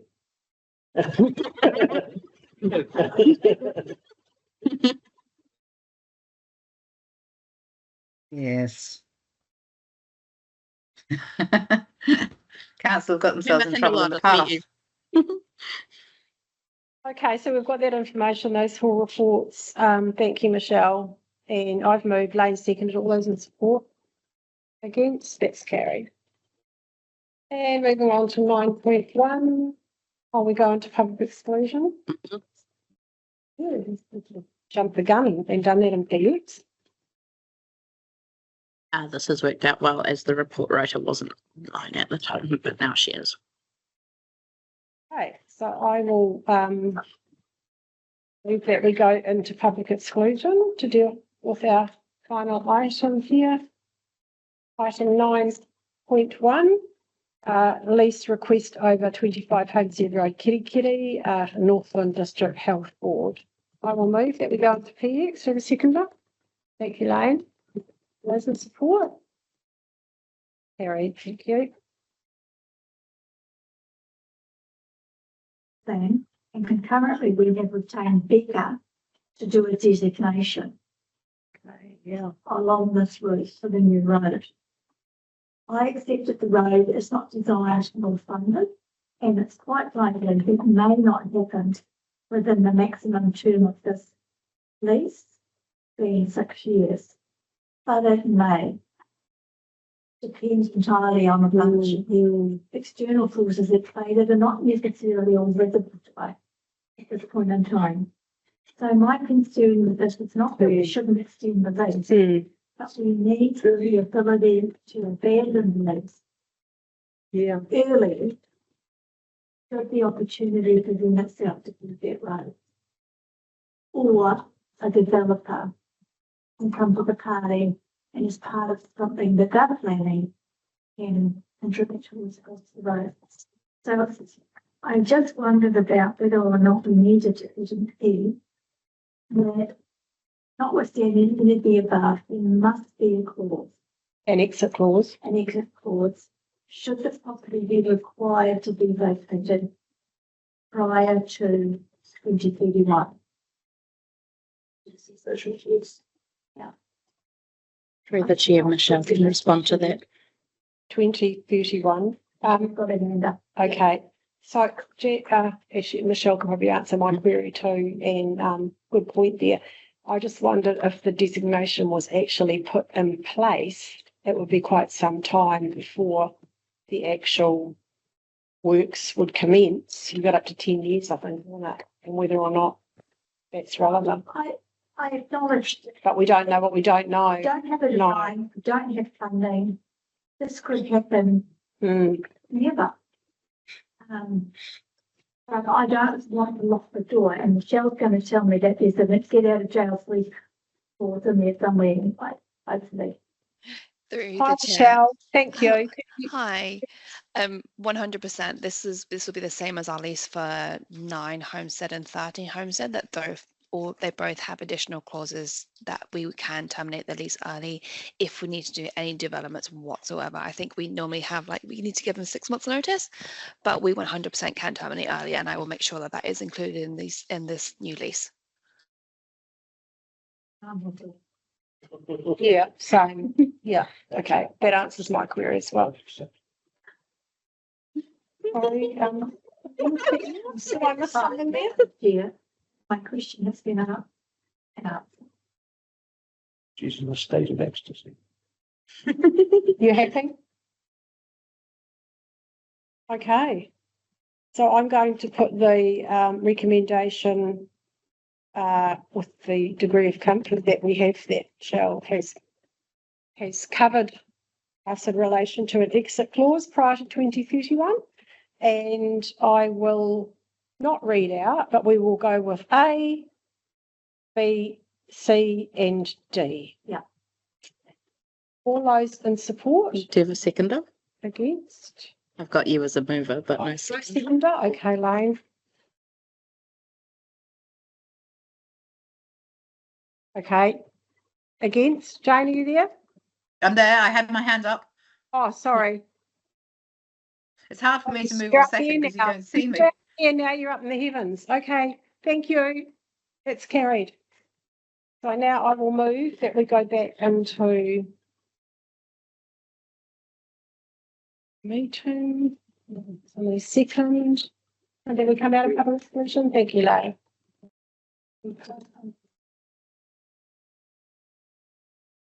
And that ends our meeting for today. And I wish you all a very safe trip home. Thank you for your patience for a very long day. Catherine, thank you for all those funding applications and being able to answer all our queries. And Kim, will be swimming home. And stay safe. With that, I will declare the meeting closed. Too much. Kim? Papai.